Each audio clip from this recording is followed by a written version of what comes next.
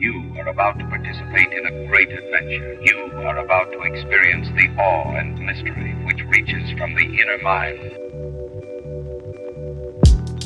With the emergence of global internet, a human population of several billions, an electronic noosphere, that we are now within the shadow of this transcendental object at the end of time. I find it a little difficult to say what the subject matter is going to be, because Magic is an enemy and truth is a menace.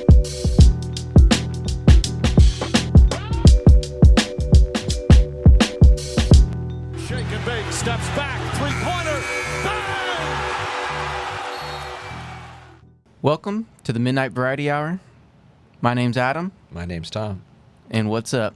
What's I have up? another brother, But this Another one- brother, goddamn. but this one is my actual blood brother, Oh. and his name's Aaron, and I'm super excited to have him because he's one of the OG conversationalists Yes.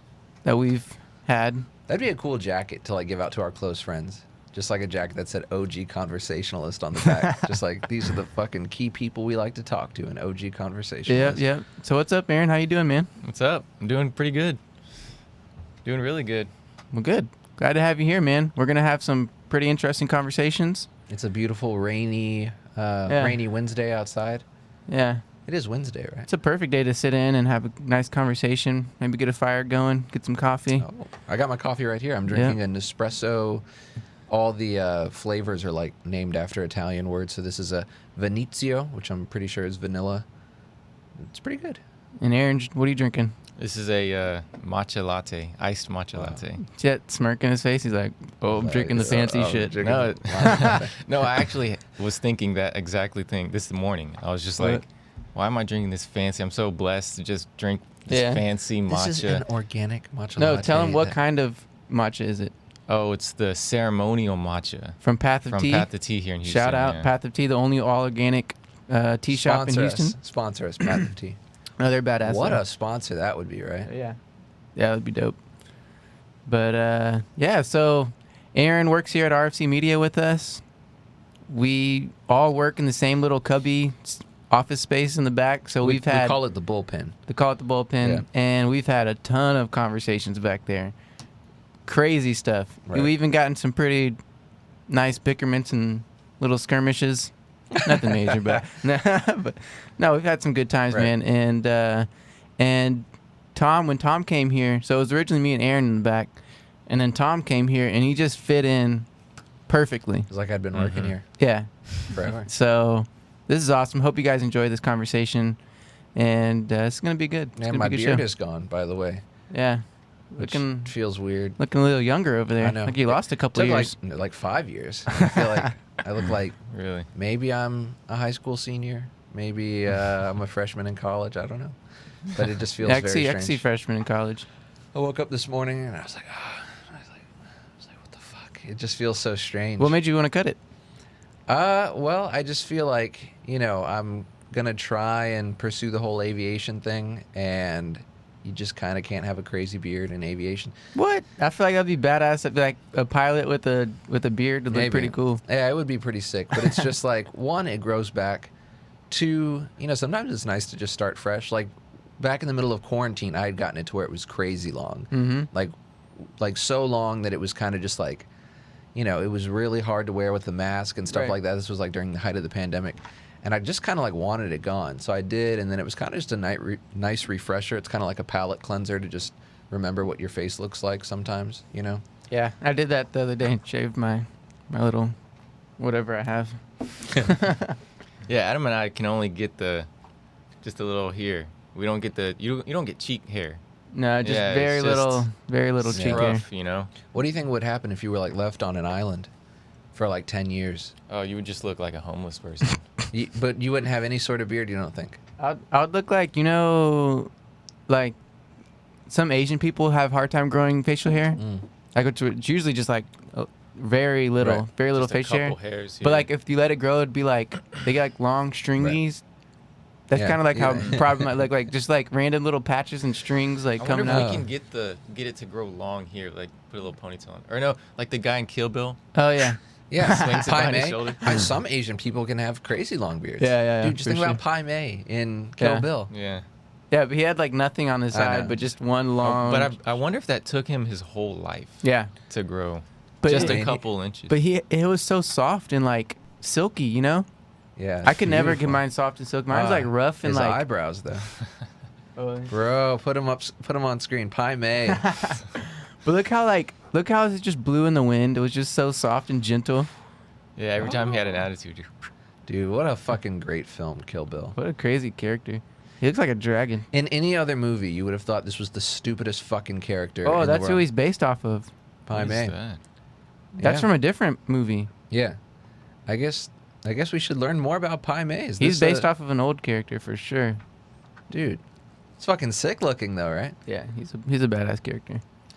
Dude, when he makes her eat off the fucking floor because she can't eat with chopsticks, and he's like, "Oh, if you want to eat like a dog, then eat like a dog." What a movie! Yeah, epic. And Anyways, you look and then he good, Tom, does- with the. Oh, thank you. I hate it. I really dislike it because I guess you get used to seeing yourself one way for such a long time. And this is not where I thought my chin was. You know, like I felt like I had like a nicer jawline, and then like once the beard is gone, it's just like I feel like beards are makeup for guys. You know? You'll get used to it probably less than a week. You'll be like, ah, Yeah. back to normal.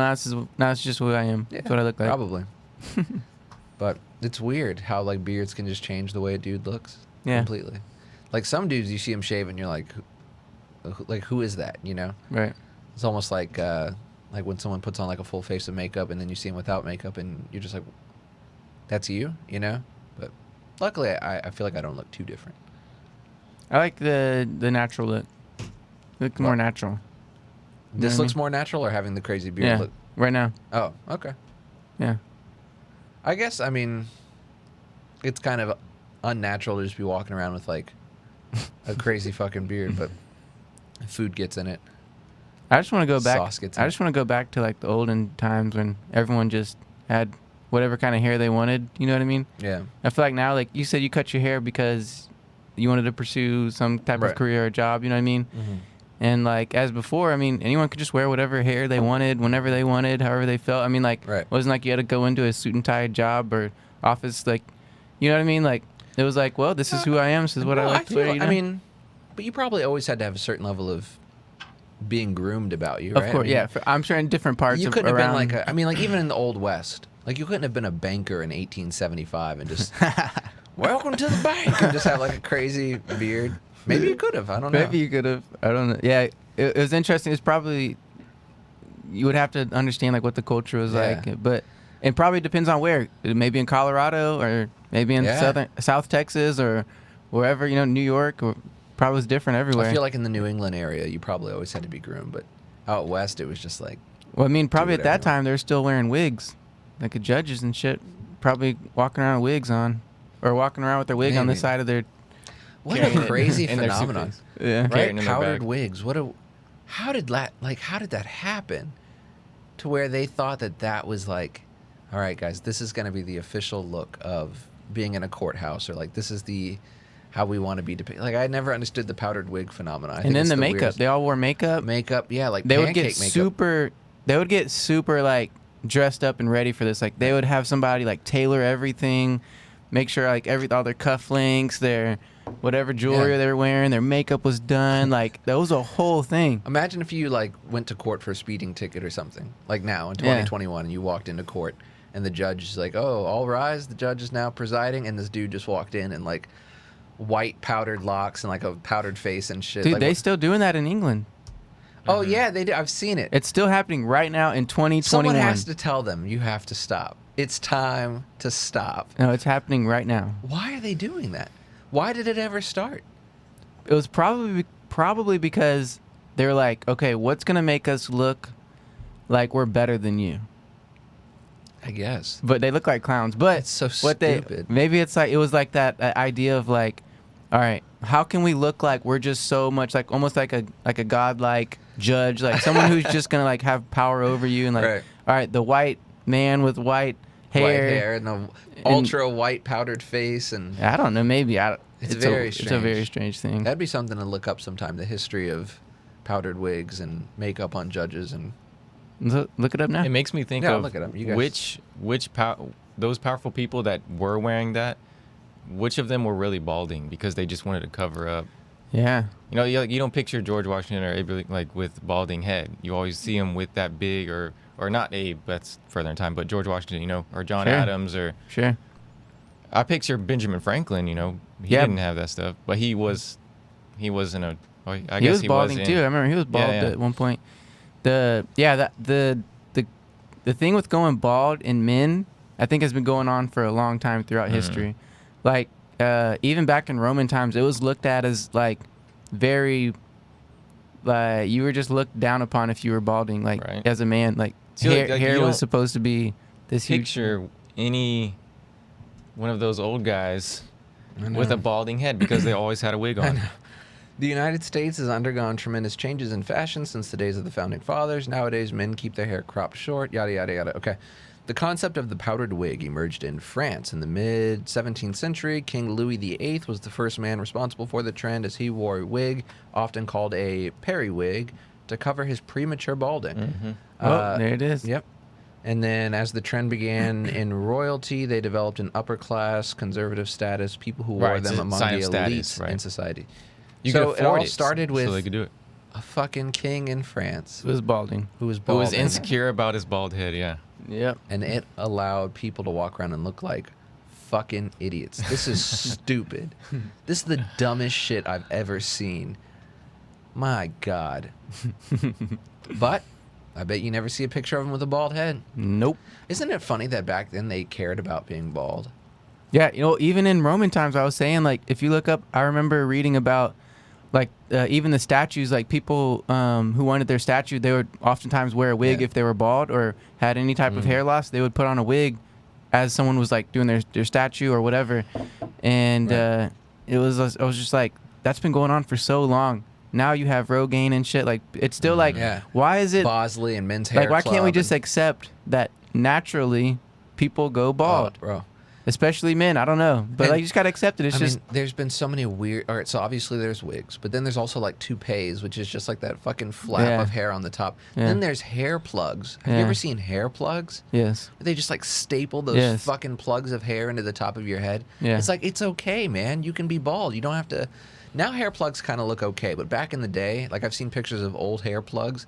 They are terrifying, man. Like, and then when they remove them, you have all those like dimpled scars in your Oh. head from all the fucking the things we do, man. the things we do for appearance and like our like self-esteem. And But it goes back hundreds of years, probably longer than that.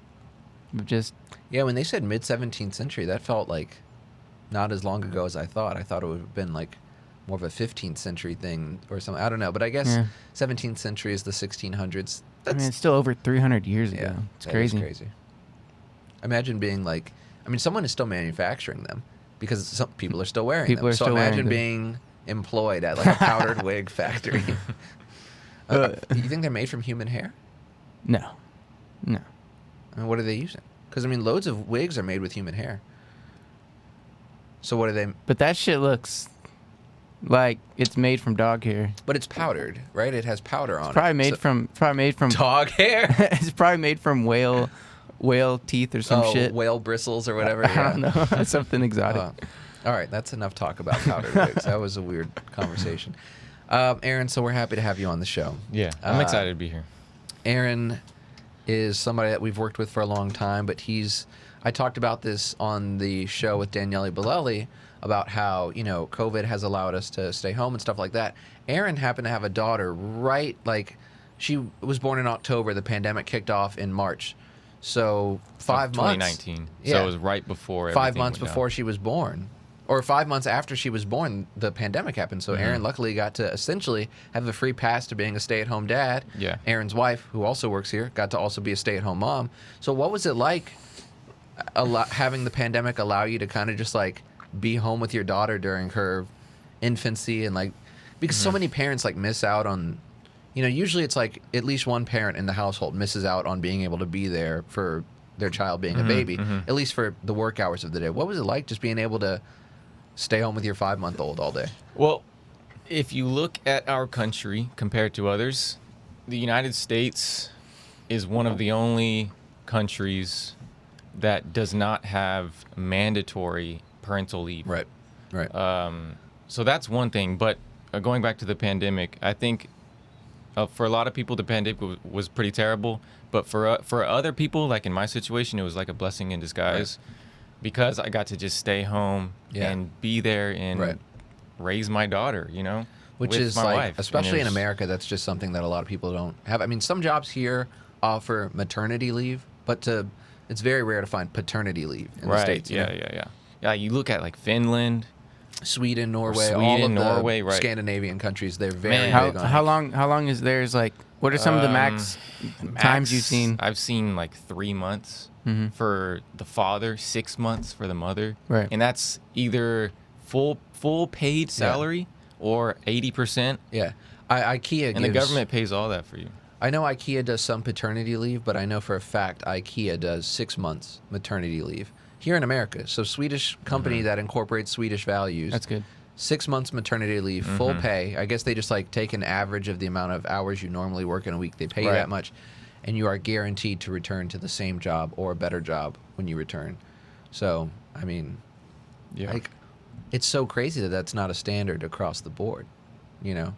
Yeah. I mean, just think about that. Like, it always makes me sad, the idea of like really small babies in daycare. Because I was curious about this the other day. I was like, you know, not the other day, but a few months ago, I was like, you know, if you have a kid and like both of you have to go to work, what do you do when they're so young? I mean, you can't put them in daycare. Until I realized how young daycare allows you to bring your kid.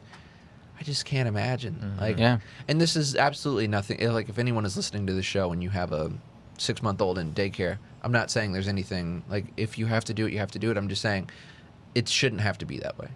You should be able to be home with your baby. Sure, at least have the choice or the option. Right. Yeah, we're working so much nowadays.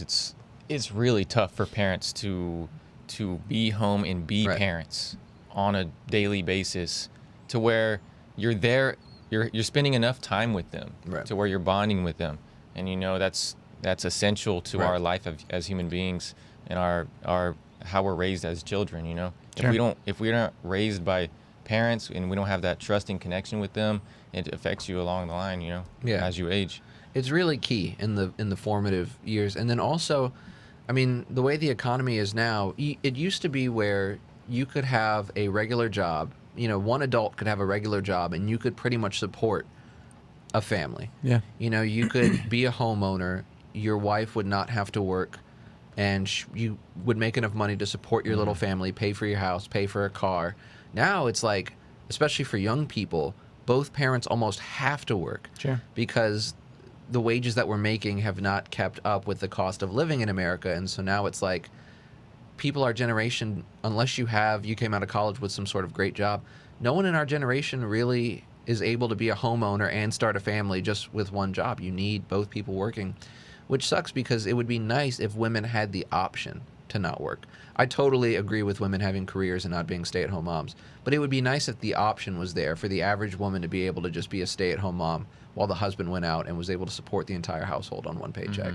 But it's just not the case. That tradition's kind of breaking nowadays. Oh, it's definitely. Yeah, I think it broke a while ago. And it's a while ago. It's sad because like I talk about, you know, I talk to older people like my parents, and a lot of times like my grandmother on my mom's side, you know, there was years where she just didn't work.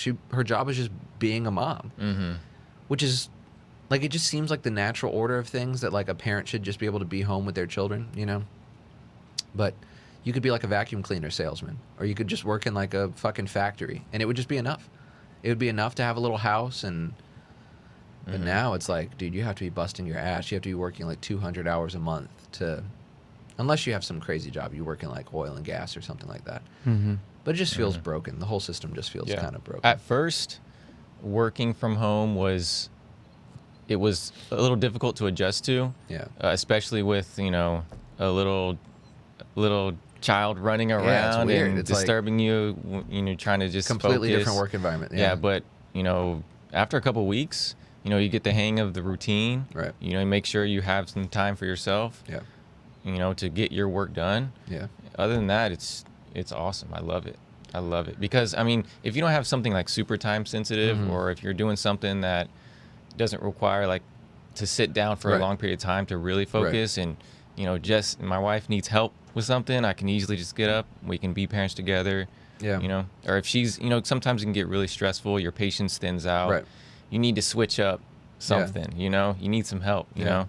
I really like the saying, "It takes a village to raise a child." That's a great saying. I love it. I've always subscribed to that saying. Because you really feel like really alone sometimes when you're with a child by yourself, because you can't communicate with them, especially when they're like we can with other really people. young, like a baby. Yeah. This month she'll turn 18 months, I think. So she's That's like first of all, babbling that's a lot. nuts. Yeah. Yeah. But 18 months. It's weird because I haven't even really seen Aaron because Aaron's been working from home a lot. So it just feels like in my mind, Autumn is still 4 months old. She's still like 5 months old, but she's freaking 18 months old and walking and like babbling and stuff, and which is crazy. Yeah, and I'm she's sure like running. her personality is just like changing every day. Probably. Yeah, She's just becoming she's definitely a person. blooming into this her own individual, with her own personality. It's really awesome to watch. So another topic on children and parenting is we've had many conversations about this, is like being the different philosophies around raising a child, right? Whether you should spank your child, whether you should ground them, or how you should discipline them versus, and then like the positive and negative like reinforcements and stuff like that. And we've had conversations with our mom, and it's an interesting, and it's a conversation that you should have with your family and your spouse for sure, to see like what is the best option, what does the science say, so what was your experience around that? That's a good question. because it's a lot of big decisions. Yeah, sure. Yeah, it's very big decisions because you're affecting their outcome in life. Because a lot of people that say, okay, physical discipline is okay, what they always go back to is just saying, oh, I turned out okay. And I get that, Yeah, it's like a common thing was I had a psychology class, and we had this conversation, which is really interesting. It's the first time I opened my eyes to this. And someone said, oh, I was whipped as a child. I came out okay.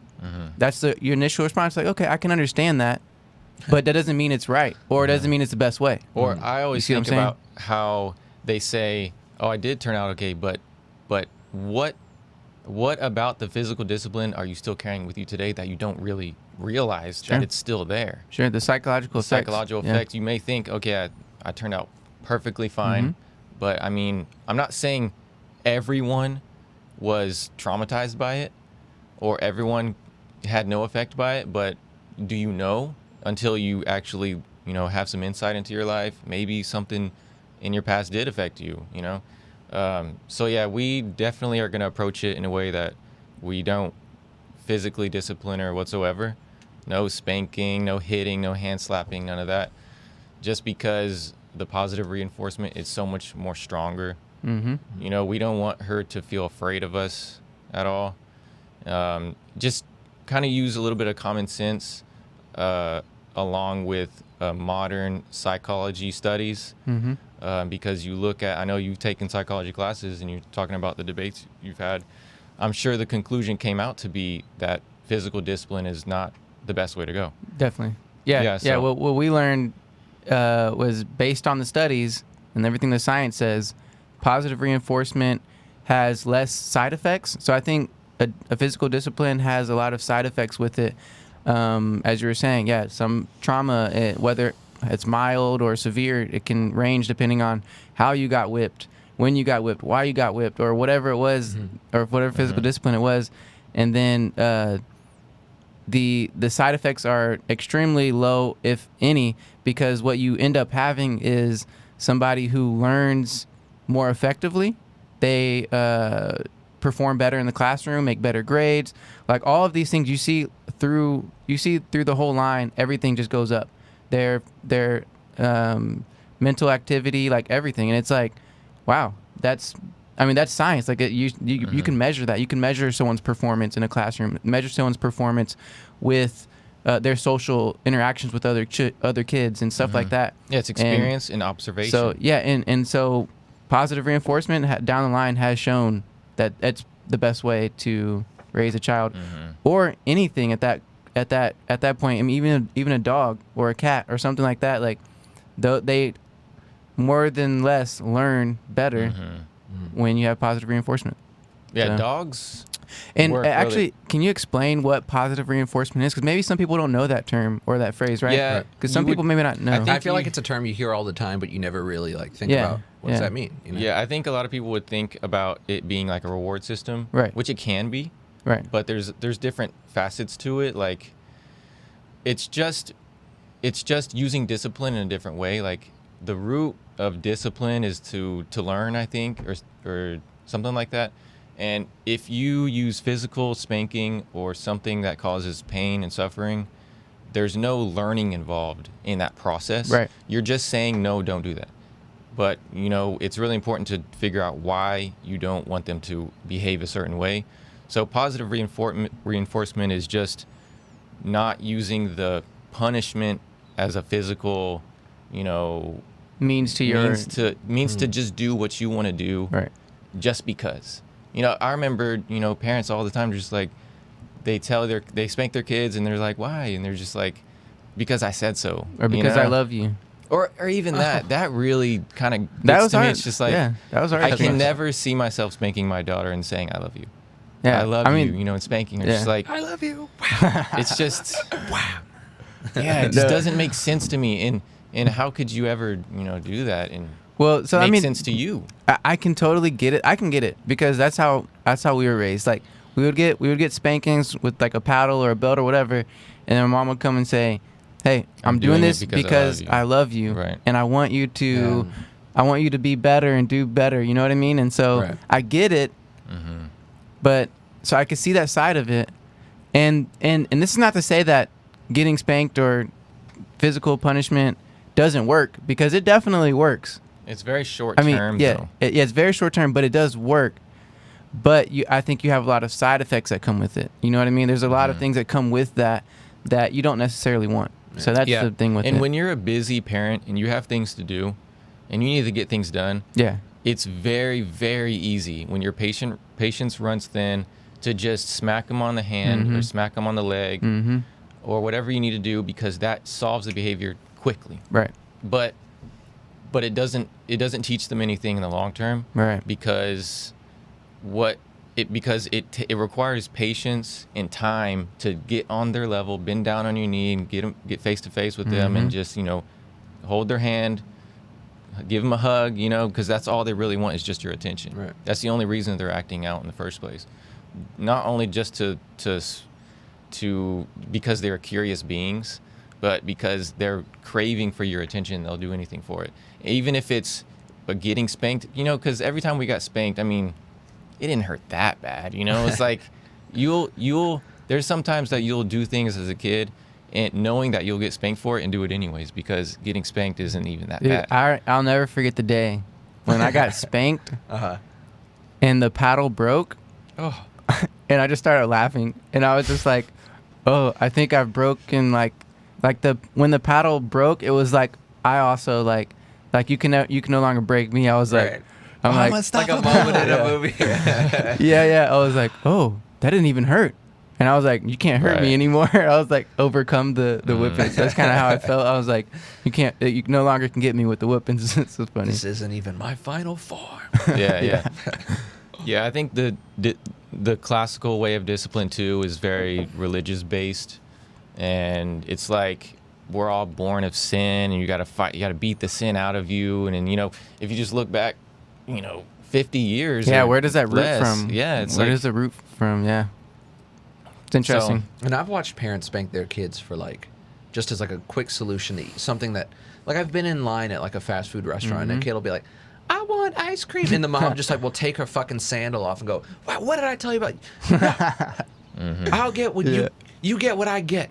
Yeah, for We're sure. not getting ice cream." And it's just like, holy shit. Yeah. It seems normal because we're so exposed to it, but if you look at it in a vacuum, that's Yeah. fucking nuts. Yeah.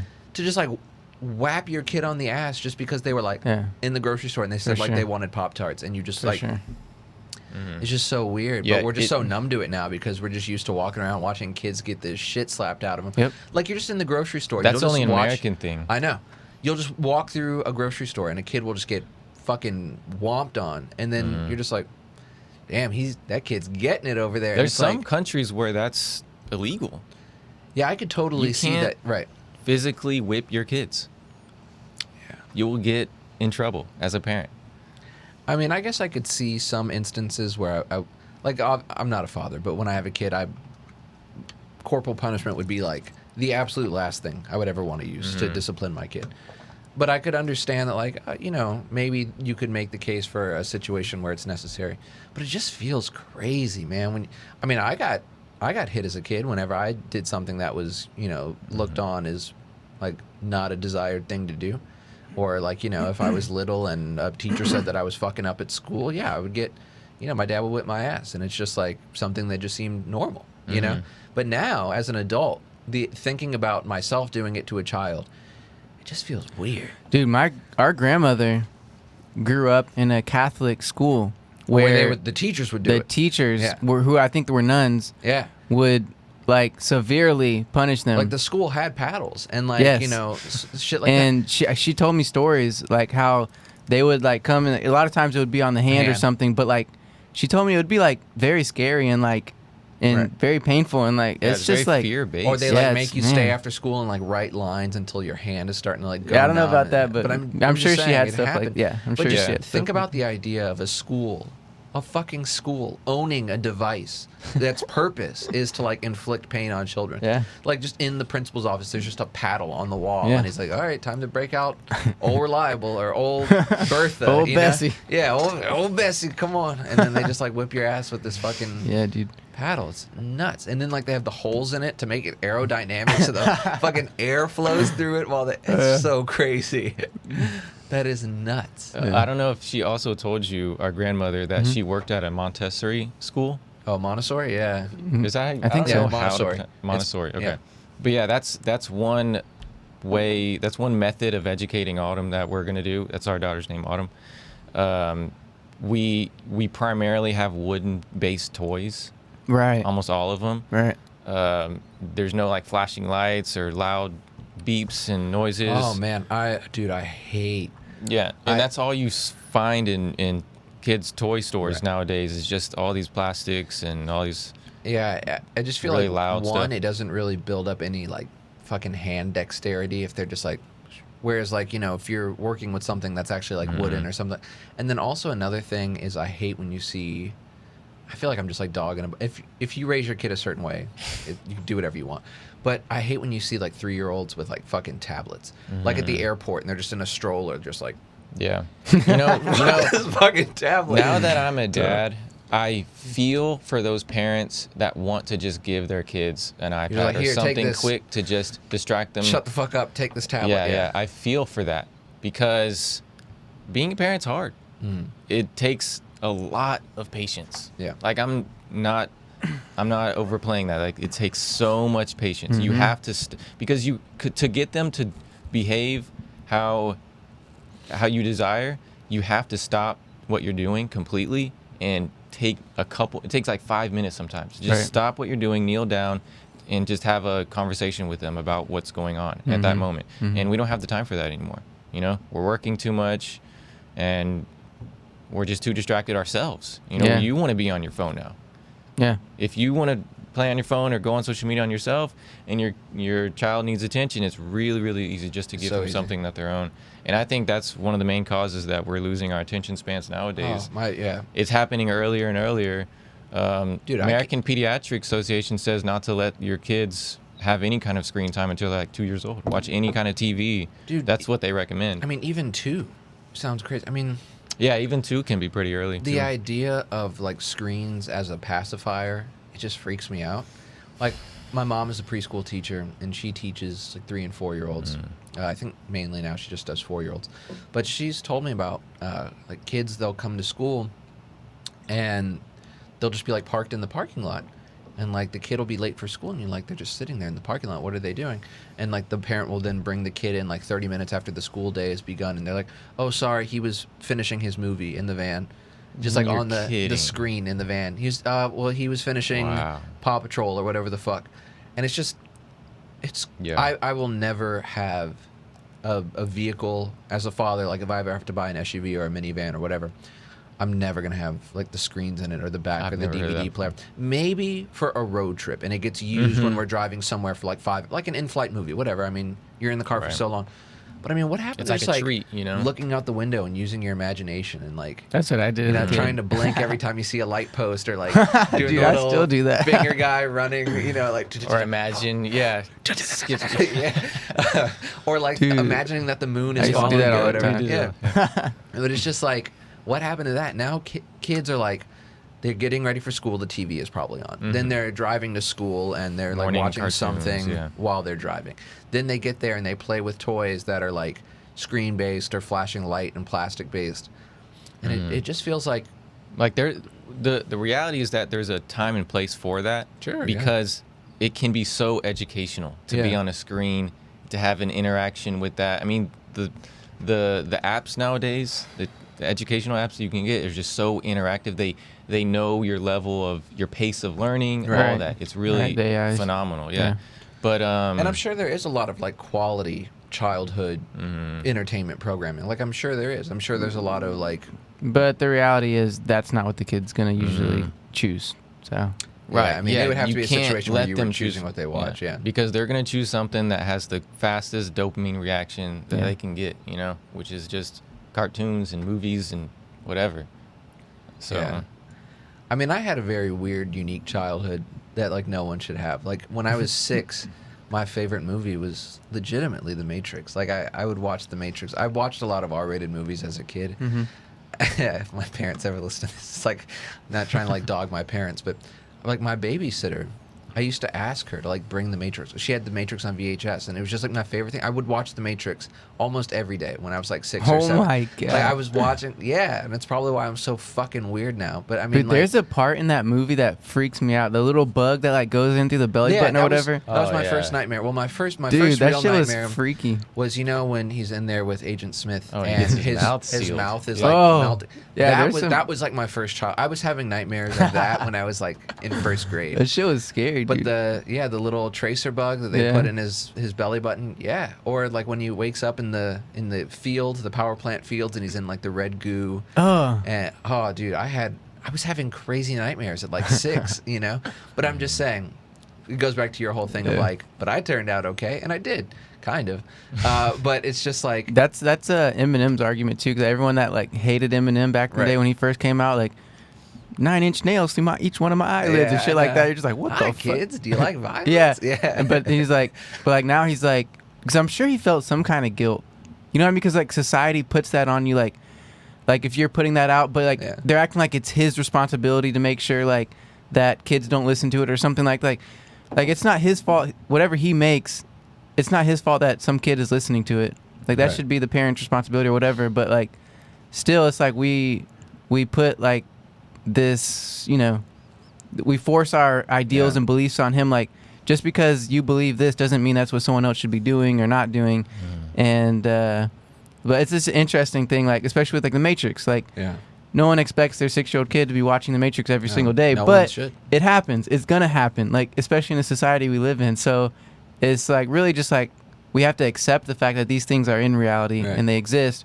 And now it's just having the conversation, you know, and just making sure that look, these things exist. It's okay. Yeah. And let's, you know, is it right? Is it wrong? Right. How do you feel about it? How does it make you feel? And just these questions and conversations we should be having, you know. And it's weird because like my understanding of The Matrix when I was that young, I just thought it was like this badass action movie. I wasn't like grasping any Right. of the concepts. The red What- pill, it, blue pill. It made it like really exciting. As I started to get older, I like started to gain more and more of an understanding of what the movie was actually about. And by the time I was like 10, I totally like grasped the idea of like, oh, they're all living in a simulation, and you know, and you start understanding like what's happening in the real world, and like you start listening to like the stories that Morpheus is telling Neo, and you're like, whoa, I didn't even realize all this backstory was there. I just thought it was a movie where they Right. run on the walls and shoot people. You know? Right.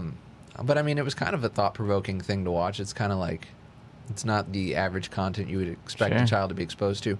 But still, it's like, whether you're watching the fucking Matrix or if you're watching Paw Patrol, I just don't think I'd want my kid in front of a screen, and it kind of freaks me out when you see those kids so young. Like I watched this video of, I think it was like a 2 or a 3-year-old, and they gave them a book or like a magazine or some shit. I think it was a book, and they like were like holding it, but they didn't really know how to like flip a page. They weren't really grasping the concept of what but then they gave that, and I'm not making this up, I could probably even pull the video up. Then they gave the kid a tablet, and the kid like unlocked the tablet, was scrolling through the apps, clicking on apps, playing the games like with perfect dexterity, perfect hand-eye coordination, but they didn't have the like knowledge of how to work a book, opening the cover, turning the pages, like, which is crazy. Yeah. I don't think you realize how bad things are getting. Kids Well, are. Like, I knew- kids. we- Kids we can would now watch watch, screens more than books. Yeah. Yeah, we would watch other parents and what their routines are Right. on YouTube and the internet and stuff, and you would see some parents that would, during mealtime, they'd put a tablet in front of their Yes. kid, and then while they're eating, they're just staring at a screen. And That's it's like, the first red flag. and you know what? Really, that's pretty bad. But what was even worse was the comment section was all the parents and moms like rewarding her, saying, "Yeah, you're doing a good job. You know, don't let Right. people dog on Just you." accepting it. Yeah, you know, you got things to do. Yeah, so I knew that was a problem when I first started serving tables in Austin, Texas. And I was walking around, you know, and you can just see like the big dining room. Every single person who had a kid at one point, I was walking around, every single kid who was sitting at the table on a high chair or whatever had an iPad posted up right in front of them. And I was just like, I was looking, I just stopped for a second. I was like, whoa, like what is happening? And you saw it it was so consistent and it was so often that it was like, okay, well, this is happening here in Austin, Texas. This must be happening around the world. Everyone must just be adapting like this idea of thinking like, oh, if I just put this giant screen in front of their face, I can have free time. I'm okay. Exactly. Right. But look, I totally understand. I'm not a parent. I don't understand the time it's going to take and effort it takes to be there for a child 24/7 and raise them. But there's something that in me is just saying like that's inherently, there's going to be problems there. Developmental problems, also parenting problems. Like I feel like you not necessarily avoiding, but almost like cushioning what it is to be a parent. Like to be a parent is like, yeah, you're supposed to be there most of the time. Like, but I get the breaks. Like, yeah, you can take a 5-10 minute break and stuff like that. But it's like, there's got to be problems there. And I feel like we should be talking about that and addressing it and not just accepting it like, oh, this is just how it is. It shouldn't be like that. Yeah, no, I don't know. completely agree with what you're saying. Tom I pulled feel the something same exact way. Yeah. I was trying to find a video of what I was describing earlier, and I found this video. It's called "A Magazine is an iPad That Does Not Work." This little girl has a magazine in front of her, and she's trying to like touch it like a tablet. Okay, so here's a fucking baby working a tablet. Okay, scrolling around.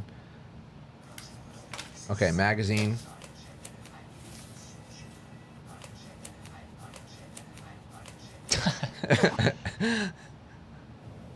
Look at this. Oh, wow. Trying to like touch apps and like, oh, hey, this thing isn't working. It shows how connected we are with these screens. Yeah. I mean, And we don't have Yeah. to keep watching it, but I'm just saying, like, think about that. The idea of children starting to think everything is a screen, you know? yeah, it's gonna be more and more of a reality. But So I mean, you guys use wooden-based toys then? definitely all wooden-based toys, and each one has its purpose. Where do you know? find them? I mean, because I'm sure you can't Yeah, just go to a... you can't find these toys. They're usually handmade. You got to go to different websites like Etsy. I don't So know you're if buying you've them heard of online? Oh, yeah, I Etsy, definitely yeah. know Etsy, yeah. Are they expensive? Yeah, they can be, but a really cool way to save some money is just to make them yourself. Yeah. You can go to Home Depot. There's all kinds of wood stuff there. You can just whip something together really quick, make it safe, sand it down, or you can just use home goods items like like the toilet paper roll and poke holes through it, or get little wooden boxes. Use the boxes that you get from Amazon or shipping, stuff like that. And you can just get really creative with it, you know? Anything that develops her brain in a way that she's going to need that in the future. Like walking is one thing. Like there's like the really small, tedious things that you need to learn with your fingers, and then there's the big things like running and exercise and learning to walk and climbing and all that stuff. And it's like getting a balance of that, because a lot of kids nowadays, they're really good with their fingers. They can do all these tiny, tedious things with screens and stuff and flipping pages and all that. But, you know, we're learning to walk later. We're learning to crawl later. And that has long-term effects on our development of our bones and our spine and our posture, you know. Long time sitting down isn't good. We all know these things, you know. So, yeah, the Montessori way, I don't know if I'm saying it right. Montessori way is kind of breaking that and just getting toys that, because from birth to, I think it's 2 or 3 years old is the most developmental time we have for our brain. So, you know, anything we can do to foster that environment, you know, baby-proof everything, get wooden-based toys. I think that's the way to go, because she's really learning pretty quickly. Yeah. She's a little sponge, you know, and everything you do, she's mimicking it. Right. Sure. She drinks anything that's shaped like a cup, she goes like this. Oh, she puts it up, let's she's see what drinking this tastes like. Yeah.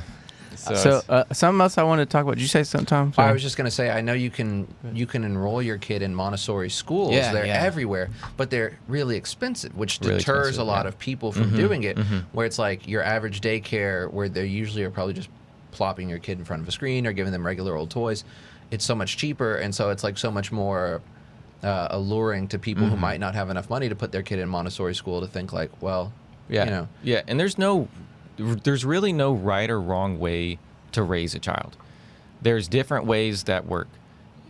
Especially in whatever position you're in, whatever point in life you're in, financially, you know, how much work you have, how much help you have with family, you know, everybody's different. Every baby's different even. You can raise one child one way and then have her brother that's completely different, that needs different set of attention, you know. They're much more independent, or they just need a lot more attention. And so I'm not trying to tell anyone to raise their child a certain way.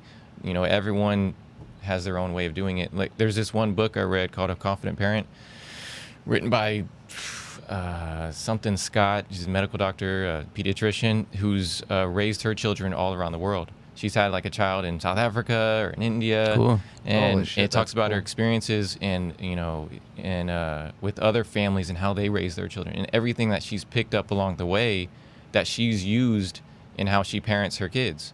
And it's really fascinating, especially when, like, in Australia. There was one example that really got to me. It's the most basic, simple example that you could ever think of, where she was in a store and some mom was with her kid, and the kid was kind of running around doing his own thing, and she's thinking in her head, she's like, she needs to keep a closer eye on that kid. And the kid climbs up onto a bed, and the kid's calling out for her mom, and she's like, I need help down from this bed, can you help me? I climbed up really high, I'm scared to get down. And the mom just tells the kid, hey, why don't you just try sitting at the edge and then falling onto your feet. And so that idea of teaching and guiding your kid to do something on their own is just kind of like it just opens your world to new ideas and new ways of thinking, instead of always doing something for them, you know. Like anytime Autumn comes up and she's like trying to open something, she can't get it open, whatever, you know, you get down on her level and you show her, try going, like grab her hand and, you know, show her how to do it for herself. Because it's like the old fishing saying, you know, you catch a fish for a man, he's gonna eat for a day, but you teach a man how to fish, he's gonna eat for his life, you know. It's that whole idea of just showing her how to be independent on her own, while backing away and guiding her. To me, that's the Montessori way, you know. It's just because children can be self-learning. Like, that's their human nature, to learn on their own, and that helps critical thinking down the line, to figure out things on your own, so you're not looking and for guidance your entire life, you know. So totally. And to me, it sounds like you're just describing how to think critically. Think critically. That's really all it is, you know. And question everything, but also just thinking without a rule book or a set of guide, or having someone literally baby you or hold your hand your entire life. Like, okay, I need to think critically on how I can do this on my own, or how I can do this safely, or however, whatever. It's just knowing how to think critically. And that's something that's lost in our schooling, in our and in a lot of ways our culture. Yeah, I think parenting can be done really well if we use all the good things from everywhere around the world. Sure, Just like we totally. do with our food, you know? Yeah. You're not just going to eat Italian your entire life.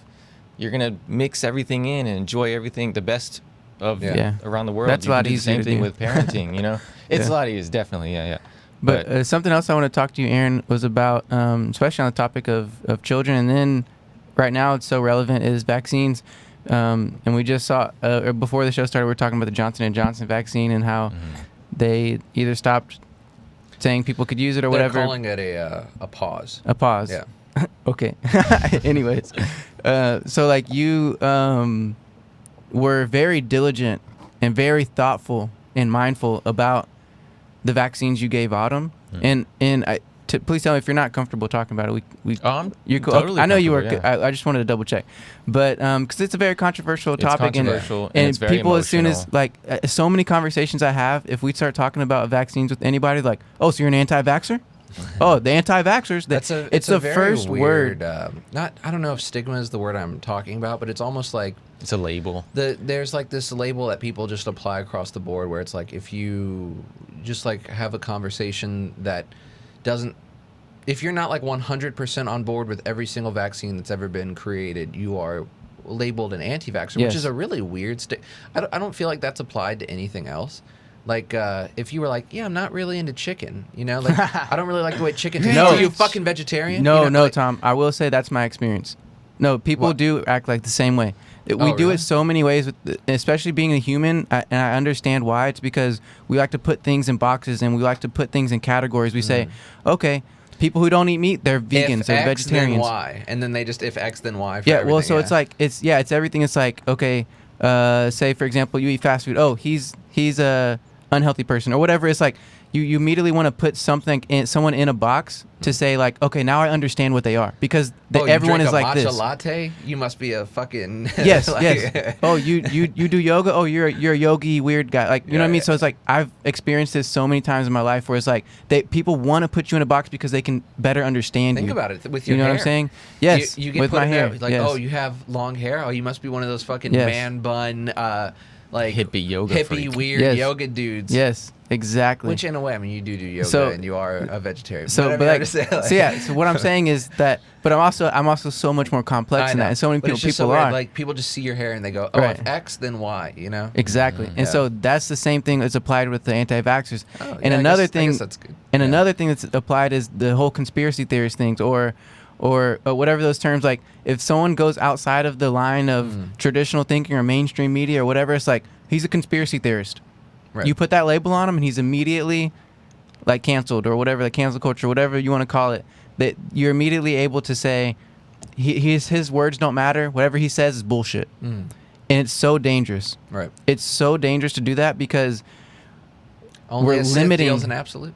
yes, we're limiting ourselves. We're limiting ourselves completely, and it's an important topic to me of that too. But also the vaccines, because Aaron is very educated. Like in many ways, he's smarter than me, and I've learned so much, and we've talked so much about different topics like this because he'll go in-depth research. He'll literally article after article, Reddit pages, and freaking just talk with people or whatever it is. And so I think his opinion on this, he's probably one of the most educated people we'll have on this topic. Even more, and people think just because someone is a doctor or someone that has some kind of medical background or profession that they're immediately like super educated on one of these topics, which isn't always true. They probably a lot of times, at least my experience, you have people who are talking about vaccines or certain things. They maybe are just spouting out or regurgitating what they were taught or told by somebody who maybe had a narrow view or perspective of that subject or topic, right? And so a lot of times they're not looking at the other data or other things that may counteract or counter those arguments. And so what Aaron has done, he's looked at both sides in many ways, and so I really respect his opinion on this. So I want to first say Aaron definitely thought a lot about this, and as far as the way you had Autumn vaccinated, you gave her some vaccines and others That's you right. didn't. So why was that, and what was your thinking process on that? I think the idea of giving her some kind of alternate vaccine schedule originated from my distrust in the healthcare system. But vaccines specifically are looked at as 100% safe. You're not going to have any complications. The only reactions you're going to get from vaccines is like a sore arm. You're saying the mainstream view of it. Mainstream view of it, yeah, that's right. But not just vaccines, but with everything in our healthcare system right now and how we deal with disease. I really don't trust doctors in the sense that they just give you medicine to treat the symptoms. So that way of thinking was transferred onto the vaccines thing and giving vaccines to my daughter. So yeah, that's where that originated from. And then going into the research, it takes a lot because what you can find on vaccine is very limited to just the main providers, as in like the American Pediatric Association and like other like CDC and government websites, and all the information on there seems very. It's like they know the answer. It's like reassuring. It's like just this confirming. is what you need to do. You Right. need to give your children the vaccine, the recommended vaccine schedule, and it wasn't really information that I could use to educate myself on it. They were just giving you the answer or giving you what you were looking for, and then that's it. And I was looking for something much more detailed. I wanted to read the studies. I wanted to see it for myself because I wanted to make the decision on my own. I didn't want the government telling me what to do.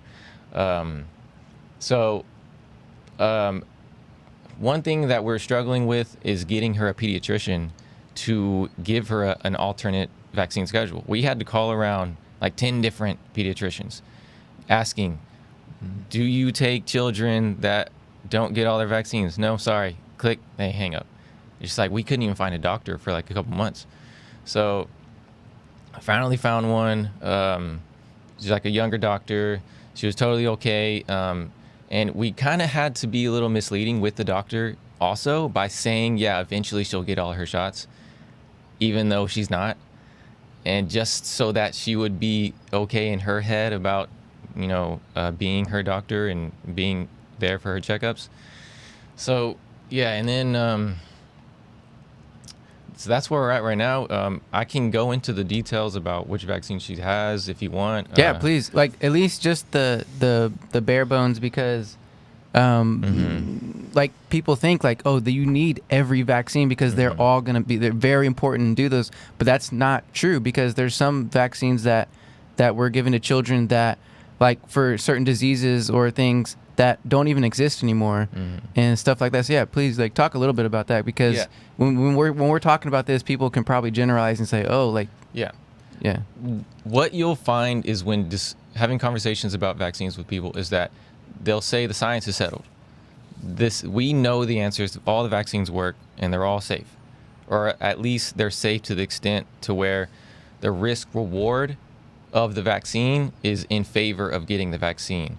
Because for every vaccine that I looked up that's on the schedule right now in the United States, is that there's a risk reward. No vaccine is 100% safe, but will you be okay with your child getting this disease, getting this virus, getting this bacterial infection, and her being okay compared to the reactions that they'll be getting from a vaccine?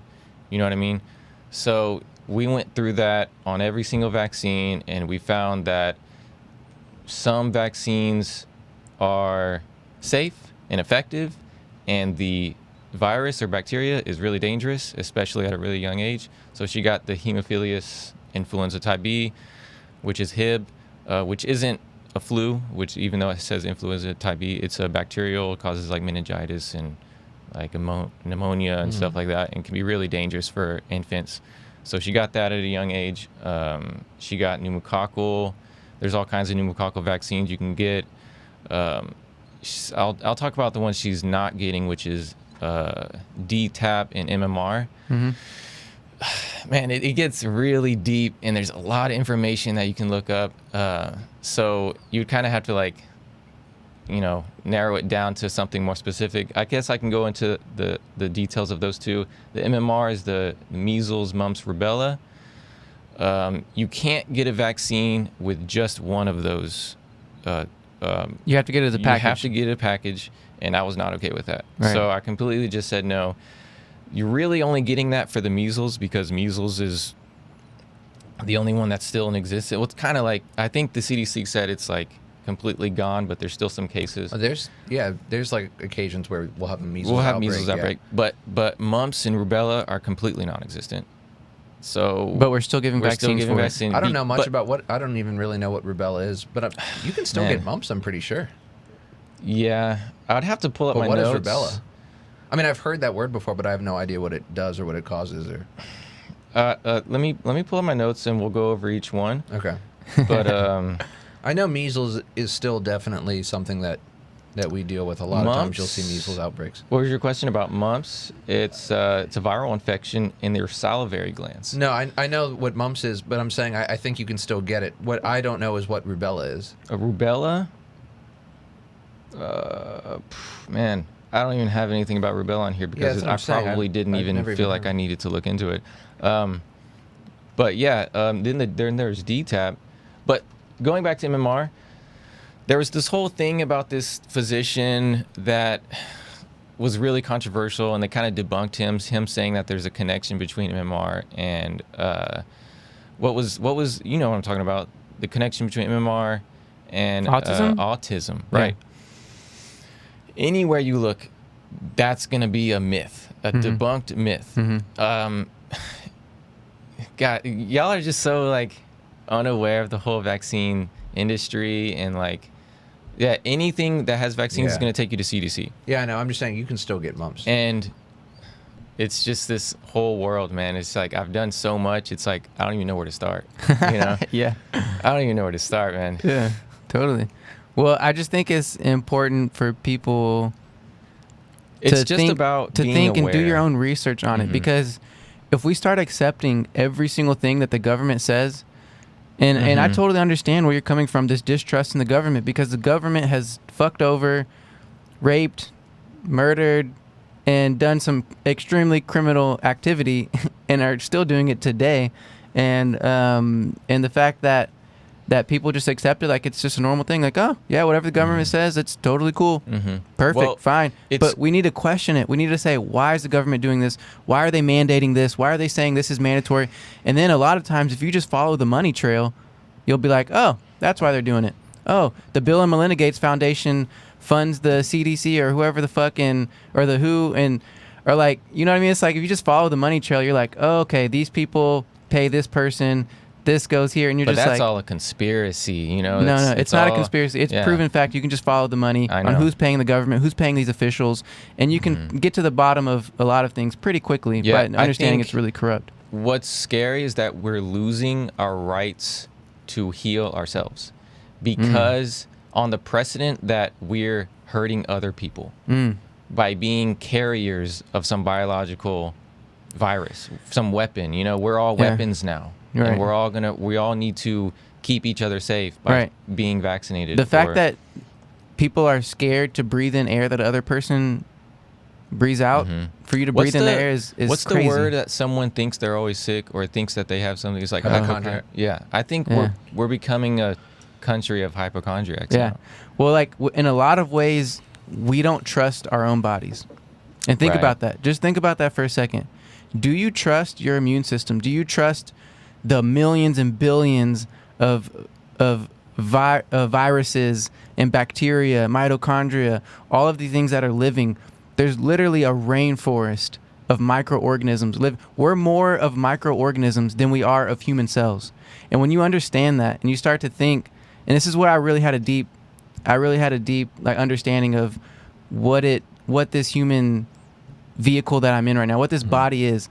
And when you understand that it's a rainforest of organisms and microorganisms all living in conjunction and working together as an intelligent organism, like we're not, like a lot of the things that are happening in our body, we're not in control of. The only thing that we're really in control of is our thoughts, which can have a huge impact on our physical body. You've heard of those studies where they put a bunch of people in a hotel and they had interactions with people, and the people that were more isolated got more sick. Oh, 100%. I haven't heard about And that, but they I totally get it. subjected viruses to these people. And it was about, I think it was this lady on Russell Brand, Under the Skin. And she was talking about how our relationship and our understanding of how viruses work and what makes you sick, and how a virus isn't what makes you sick. It's just like the catalyst, right? Yes. What makes you sick is how your body reacts to the virus and the 100%. symptoms that you have, right? That seems so and obvious. So I think that understanding of looking at health in that way is that your body heals itself, and viruses are always going to be here. Bacteria is always. There's a million different viruses in our body right now. Right. Everyone has millions of viruses, and people don't understand that. They just think, oh, virus is scary. No, we need viruses to live and to be healthy. And so when I was looking at just for the coronavirus, just in general, and many other viruses like the flu, getting the flu shots and stuff like that, it's like to me personally, I feel like if I'm doing everything I need to do, this is why the vaccines are there, is because we live in a sick society. People aren't taking care of themselves on a foundational level. That's just simple, point blank, period. People aren't healthy. Majority of people, especially in the West, aren't healthy. That's why we need vaccines. But if you were healthy, if majority of people were healthy, taking care of themselves, doing the things they needed, and we lived in a society that honored that, and that we lived that out to where it was convenient for everyone to be healthy, then I don't think we would need vaccines, or we would need a lot of the things that we have today, because we're functioning at optimal level. You know what I mean? And we're thinking healthy. We're living healthy. So when you have good positive thoughts, that's influencing your physical body. When you're eating good greens with phytonutrients and all these good things, your body's going to know what to do. I truly believe that our bodies are extremely intelligent. And whenever you introduce something, your body knows what to do. But if it doesn't have the tools that it needs, then it won't do what it won't function properly. Just like with a car, if you're not getting oil changes, if you're letting it sit in a garage rusting, it's not going to perform properly. Yeah. Same with the body. Same with the body. One of the things that really got to me during this whole pandemic, especially during the beginning, was the way they talked about what we needed to do to counteract the COVID. Dude, yeah. And it was I hated that no politician, you already know where I'm going with this, is how they never discussed anything about our health in the ways that we can make ourselves healthier. They never discussed diet, exercise, sleeping properly. Seriously, you're not going to say anything about, even though the science is settled in those areas, that sleep improves your ability to fight infection. 100%. Sleep improves everything about your entire life. Your diet, the amount of exercise you get, the nutrients you're taking in. Yeah, all your nutrients, vitamin D. I mean, we can talk about vitamin D. And vitamin. COVID. They've definitely proven vitamin D is crucial to people who have COVID. They looked at the I think it was 98% of people who were suffering from COVID or had and hospitalized or hospitalized because of COVID were deficient in vitamin D. 98%, something like that. Crazy number. Yeah. So it's we know what we need, but here's what the mainstream media is telling you: social distance, wear your masks, and what else? Take your vaccine. Take your vaccine. Okay, that's what you need to do. If you want to be healthy, you want to help people, if you want to help our society, do those three things, we'll be good. Right. Well, how about this? How about we do what Aaron said? How about we make sure we're eating healthy, make sure we're sleeping, make sure we're exercising, make sure we're getting vitamin D? How about we do that? No one's talking about that. But you can't enforce that. But you can at least recommend it, and that's not what people are recommending. You can highly recommend it. Yeah, no one's recommending it. Not only recommended, it should be taught. It should be something that it should be part of the basic core human why knowledge. do y'all when you go to school from an early level, first grade, kindergarten, whatever, it should be built into curriculum that every child knows. Yeah. These are the nutrients you need. This is what they do. This is how much you need to take them in. This is the importance of going outside and being exposed to the sun and vitamin D. This is how much you should be sleeping and how to sleep. And this should be core knowledge that they don't have to. It should be pushed by every major health official. And all of those steps you can take are non-symptomatic. Any drug, any vaccine, anything you take that is going to have symptoms that come with it. Right. Negative symptoms. But what I'm saying is in the middle of a viral pandemic, just getting on TV and saying, all right, you guys need to be sleeping at least 8 hours a day. You need to be taking in vitamin D and vitamin C, and these are the nutrients you need. It wouldn't do anything. I mean, it would help. You could. No, it would help. would definitely do something. No, think about this. But Tom. you can't enforce that, man. You can't. Okay, but they're enforcing social distancing and wearing masks. Literally, they made it mandatory. No, Tom, think about this. Enforceable. Think about this. No, What? no, think about this. They literally made it mandatory. The government made it mandatory for you to walk in to any store with a mask on. Business, yeah. Many places around the world and our country we live in, shut down stores. They said you have to close. Yeah. You can't open your business. Yeah. Okay, if you can do that, I guarantee at the least you can do, people would listen. The least you can do is say, guys, this is what Texas did, which I really appreciate. Whenever Governor Greg Abbott said, we're no longer mandatory mask, or it's no longer mandatory to wear masks, but we recommend you wear masks. Yeah. That's good. fine. You know what I'm Masks. saying? But look, this is what I'm saying. If government officials came on TV, if President Joe Biden came on and said, instead of saying, everyone, make sure you get your vaccines, everyone, make sure you're eating healthy, Right. exercising, and Right. sleeping, you don't think more people would at least go into the human I conscience think and say, some Imagine if he people did it would. from a Like, genuine what? place, too. Yeah. But what I'm saying is, think about the state of exercise in our country right now. But people aren't going to just go, what? The president said I should be going outside and walking Bro, no. No, this is the same It would make a argument. difference. Yes, there would be a genuine amount of people that improve the way they live. But on a massive scale, when we're talking about hundreds of millions of people, the amount of people that would be doing it would be so small compared to the total I mass don't of believe humans. that. I don't believe it either, I because look, do. that's the same argument that doctors have whenever a patient comes into their room and they have severe lifestyle problems. That doctor's not going to spend an extra 5 minutes to say, hey, make sure you're exercising. Right. They can easily just say, hey, here's a pill. That's the problem with our country. Okay, yeah, that's crazy. Then No, they no, can see that's the more same patients problem. and make more That's money. the exact same problem we have in our country. Make sure you get a quick fix pill. Here's a silver bullet. Boom, you're fixed. It's bullshit. It's broken and it's temporary. Here's the long-term effects. Here's the long-term solutions. Long-term solutions where, hey, if we get hit from another vaccine, if we get hit from some other crazy shit, we need to be prepared. How do you do that? Making sure everybody is taking care of themselves and is healthy and optimal. Yeah, definitely. That's the way you do it. I mean, but what I'm saying is, it needs to be taught from it can't just like, oh, one day like they just start. I mean, it needs to be happening from the day your child becomes educated. Yeah, but if As no soon one's as your talking about it, then it's not going to Yeah. change. Oh well, yeah. If our government it needs to officials, change. if the head of CDC, the head of WHO isn't talking about it, it's not going to change. So we need at least at minimum to just say, hey, we recommend this. Yeah, like nutrition know, should like- be a class that you are taught.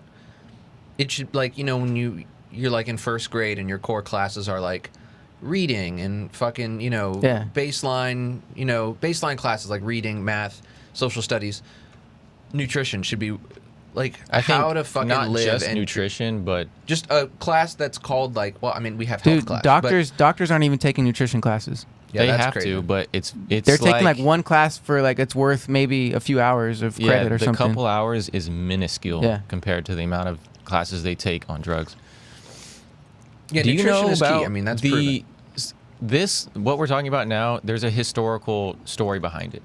Do you know about the Rockefellers and Carnegies and the multimillionaires that took over the health industry and made it an actual industry and economy, and That's made also it weird to think capitalistic about. in The history? idea of thinking of healthcare as an industry and as a it's It's so a business, fucking and that's crazy. I think it happened early. It's not only a business, 1900s. it's a $1 billion business. It happened early 1900s where the Rockefellers invested money in schools and universities, and they created the board of doctors that you needed to get a license through to be a Yes. doctor, and they limited all of the homeopaths and the I think they're called there was two groups of healers in like the late 1800s, and they were kind of balanced. There were the allopaths, where they primarily healed people through like heavy metals and surgery, and there wasn't a infection. They didn't know what was causing infection and stuff like that. They just did, all right, you have a problem here, we're going to cut off your arm. You got blood problems, we're going to just drain some blood out of you. And that's what they did. And those people would die from the cure. They were trying to cure it. They would die from the cure. That the homeopaths would heal people. They believed in a holistic way. The body heals itself, and they learned from observation and experience. They took knowledge from the natives. They took knowledge from native Europeans, and it's just thousands of years of knowledge all up into their healing practice. And they used herbs and all that. And so I think what happened was the Rockefellers and the Carnegies and everyone, they turned it into an industry. They funded all their millions of dollars into these schools. They made boards of directors. They put their people to oversee where the money went, what the textbooks were saying, and they used pharmaceutical drugs as a way to make money and to heal people in that way. Because not only were they doing that, but there was also other huge inventions that helped push that ideology along, by numbing people during surgery, putting people to sleep. That all helped them make more money. That's where we're at. That is the history timeline of where we're at. That's where we've gone. We broke away from the homeopath. They were called quacks. If you were healing people with herbs, you were called a quack. Dude, it's so easy. They put money into media, yeah, and they pushed this propaganda machine. Sure. Into people's minds that you can't use herbs. Those aren't drugs. They're not going to heal you. That was such a massive event that happened that has led to where we are now, using vaccines, using drugs, our trust in medicine, our trust in people that wear a lab coat. It's really, really backwards. Yeah. And I think we're losing thousands and thousands of years of observation and experience in the way we live, the way we heal. Like a lot of doctors don't even know. I think more doctors' wives know more about nutrition than doctors themselves, because they're cooking at home. They know. Sure. And that's how it is now. Yeah. Yeah, that's the way we're raising our daughter. We want to be really holistic in the way we heal her, and use modern medicine when it works best. Because there's some vaccines that are very, very efficient. Sure. They're very, very safe. For sure. And why not use that to your advantage? I'm not saying everything is wrong with modern medicine, because there's so many ways that modern medicine is amazing. Yeah. It is, it's incredible. The way we can put people to sleep with anesthesia. I mean, you can numb a woman during childbirth to eliminate suffering. I think that's incredible. You can detecting tumors and MRIs and CAT scans, things we would have never been able to do years ago. Yeah. Dude, catching cancers and things so like that. I just watched you seen Dragon Ball Super, right? You remember Whis is like the angel god? Yeah. He Bulma was like having Vegeta's baby, and like Vegeta needed to go fight into a tournament, and then Whis just comes up. He's like, I can't go because Bulma says I have to stay to the baby, and then like Whis just comes up. He has like a magical wand kind of thing. He just like. And like the baby just like magically comes out, and he's like holding, it's already wrapped up and swaddled, and she's like, what? Like had no pain. It was pretty funny. It just reminded me of that. If you look at Native American culture, women's childbirth was almost painless. Yeah, I remember. Can you believe that? Reading about that. Yeah, you said Native American women could have children and be up within the next day and going back to their normal life. Why do you think that was? Because of their lifestyle. Mm-hmm. They're extremely active, outdoors all the time. They were community based. They weren't just healthy physically, but they were healthy emotionally, spiritually. That all has plays a vital role. Yeah, it has a role on how we experience pain, how our body deals with viruses. Yeah, and dude, going on that topic, like, can you imagine the amount of knowledge our ancestors had just of plant knowledge? Yeah. Like just being able to go outside and look at plants and vines and herbs and be like, oh, this is not good. And we had just a natural inclination for that. And like maybe our grandparents, our parents told us, hey, this plant's good for this plant's good for that. Yeah. And just being more in sync with like, because imagine, all right, instead of going to your CVS or your Walgreens to pick up ibuprofen for a headache, how about, okay, you have an herb garden where you had, I don't know, some kind of herb that you chewed on and it helped or whatever. Or you had maybe made some kind of root tea or something like that. Or like, it's like, those ways are what nature has intended for us to incorporate in our bodies. And it's just you know? like something and it's like, that the average 99.5% of people today just like if they were just don't dropped know. in the wild, you just wouldn't know. You just don't like know. I watch a lot of survival shows. It's Yeah. just something I watch Alone. I watch a lot of like Bear Grylls shit, Man versus Wild, all that type of stuff. And one thing I'm always amazed by is they're just like, oh, look at this tree. This tree is made of something bark. I can boil this down and it has. He a lot grabs of a leaf good and brushes He's his like, teeth oh, with it. This is something. You know, it's like I go camping a lot. I really enjoy being outdoors. I know what poison ivy looks like. Yes. I know the major groups of trees. Right. But like if I was out there by myself and I saw a bush with some random berries on it, I wouldn't know what the fuck those berries were, if they would kill me, if they were good for me. I wouldn't know. or how to tell. Yeah, or how to tell, or like what this plant means and what it does and what I can use it for. And where it's just like I feel like hundreds of years ago, a lot of that shit was probably just way more common knowledge. And now we're so like, I'm trying to think what a word would be to describe, like we're just so built for fucking city life and civilization life that like all that stuff is just alien knowledge to us. But it's just like now we're so built to think like I need food. I go to the grocery store. You know, like so many people don't know how to grow their own food. It's just like I always think about my dog and how it's like she eats dog food. She is a domesticated dog. If she was left out in the wild, eventually some of her natural instincts would kick back in, but she doesn't really know how to like sustain herself. She like relies on me to feed her. And it's just like 99.9% of the world relies on like I go to the grocery store. Yeah, and we're I like get this dogs in a food. way too. We don't even eat fucking know how processed to food. just. It's like how we've domesticated dogs to where they no longer know how to naturally survive and sustain themselves. We no longer know how to just thrive and naturally sustain ourselves. The in power our- goes out for a week. Right. And people are gonna lose die. their goddamn mind. People are gonna die. Yeah. That's how dependent we are. I can't cook on my stove. Pharmacies go out I of. can't eat like. Yeah, you can't get your pharmaceutical drugs. I mean, we're so dependent on that too. Things which are not is going well. Crazy. I mean, like, yeah, we don't. Not knowing how to grow your own food. I don't know how to grow my own food, but like it's something that I feel like everyone should know. Like One it's something thing- that I want to learn and be proficient at because it's Yeah. just like, or you watch like I Am Legend, and Will Smith's character, he's in New York City all by himself, and you're like, fuck, he's been like alone for 10 years or whatever. And yeah, he has like a stockpile of canned goods, but there's a couple scenes where you see him go out and he's grown cornfields in the Yes. middle of Manhattan, and he's like Yes. harvesting his food and shit like this. And it's like every human needs to know how to sustain themselves by growing their own food. I think that this is why I want to start my own school one day. I've legitimately had this thought, and I've talked with friends. Like, I want to do something. It doesn't have to be like a public school or even a private school or anything like that. But it can be like maybe just like classes or something like.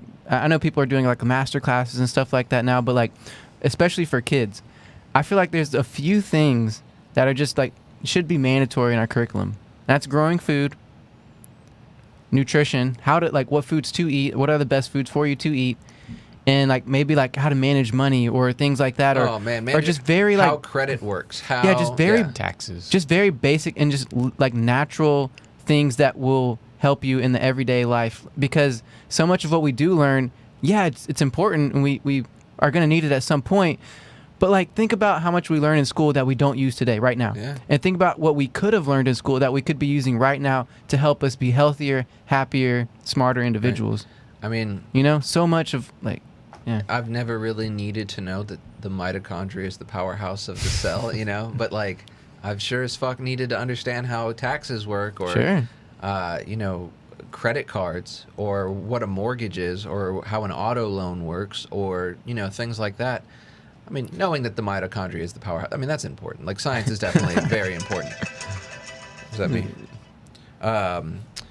But I never, there's just so much knowledge that kids are coming out and like they don't even know how to be adults. Like, you know, they're like, people are 26, 27, and they're still calling to ask their parents, like, hey, how does this work? And it's just like every person should be taught this. You should be able to be a functioning adult that understands. Hey, how to change a tire? Yeah, that is something How to that do you basic you should learn things that. like If that. you can get a driver's license at 16, you need to know how to change a tire at 16. Yes. You know? Yeah, Yeah, dude. that's one of my goals as a parent, is to give her all of the wisdom and knowledge that I've gained throughout my life. And I'm talking about everything that I've ever experienced, trying to hand that down to her, you know? Yeah. And like, even when I'm cooking, you know, like I'm just letting her smell the spices, you know, letting her taste this and that, you know? Well, that's all she can really experience right now. But eventually, you know, getting to those really important things that she's going to be able to use and help her in life, because I don't want her having to call, how do you do this? What is this? And, you know, she should be able to learn that stuff on her own. Totally. And do it on her own. Yeah. Totally. So what are other topics that you have researched and are like super interested in? Man, I'm kind of a jack of all trades. Whatever.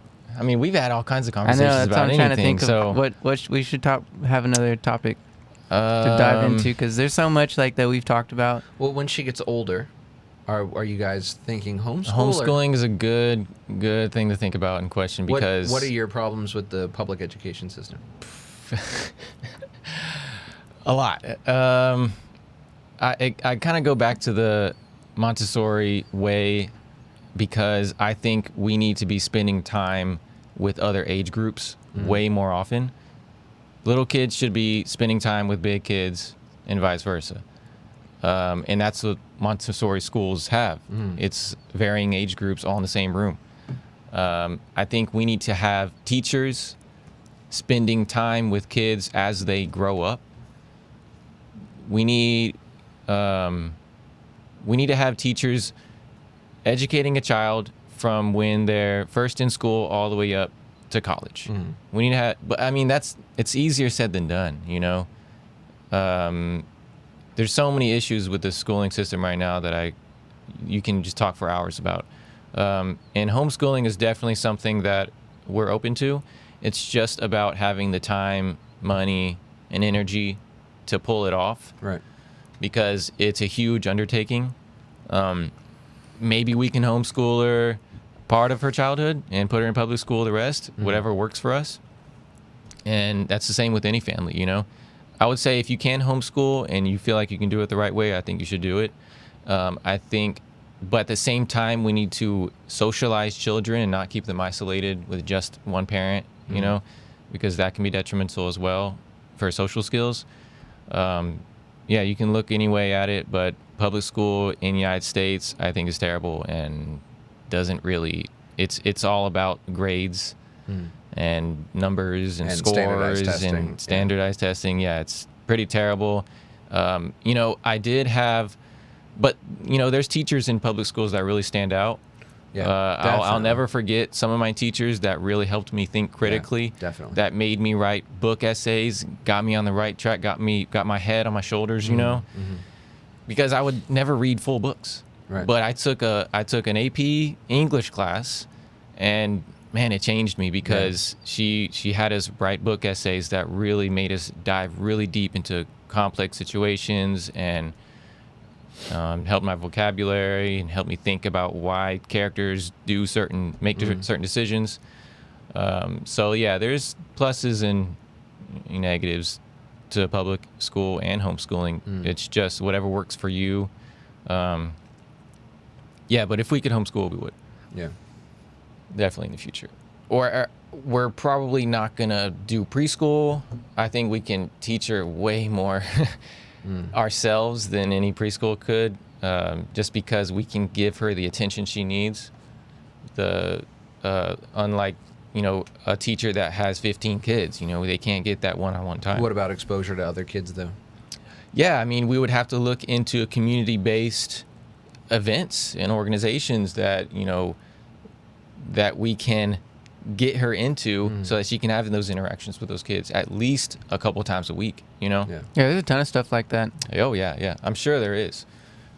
I'm sure there's organizations right now in the city, we haven't gotten there yet, that have kids that are homeschooled that all get together. Sure. You know? Oh, totally.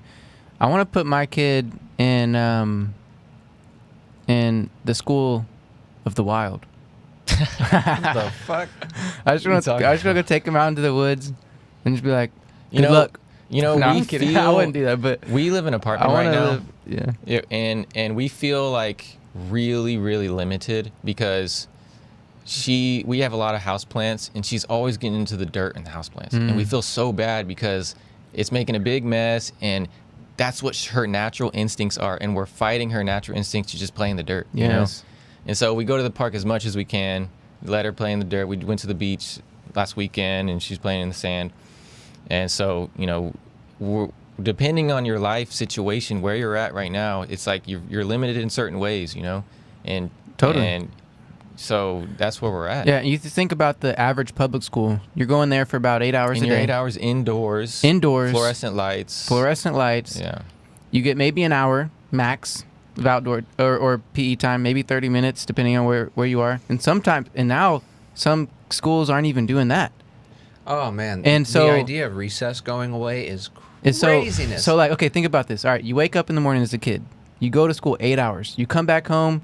There's maybe 2-3 hours of daylight left. You can go play outside if you want for a little bit. Then you got to come home. It's dinner time, shower, go to bed. Do you ever remember being in school and like you were sick or something, but you may have acted sick, and then you went outside and you're supposed to be at school, and it just felt weird? Oh, yeah. You're like, I'm outside. The sun is, it's like, you just felt so off. Definitely. And you're just outside. Yeah. You know, that Where you shouldn't should feel be, like yeah. that. Yeah. Yeah. And so like, yeah, just think about, okay, if we implemented maybe one day, instead of one school day, how about we're just going to go out into nature? We're going to go to the local river. We're going to go to the local pond, or we're going to do something outdoors for at least 4 hours or something like that. You know what I mean?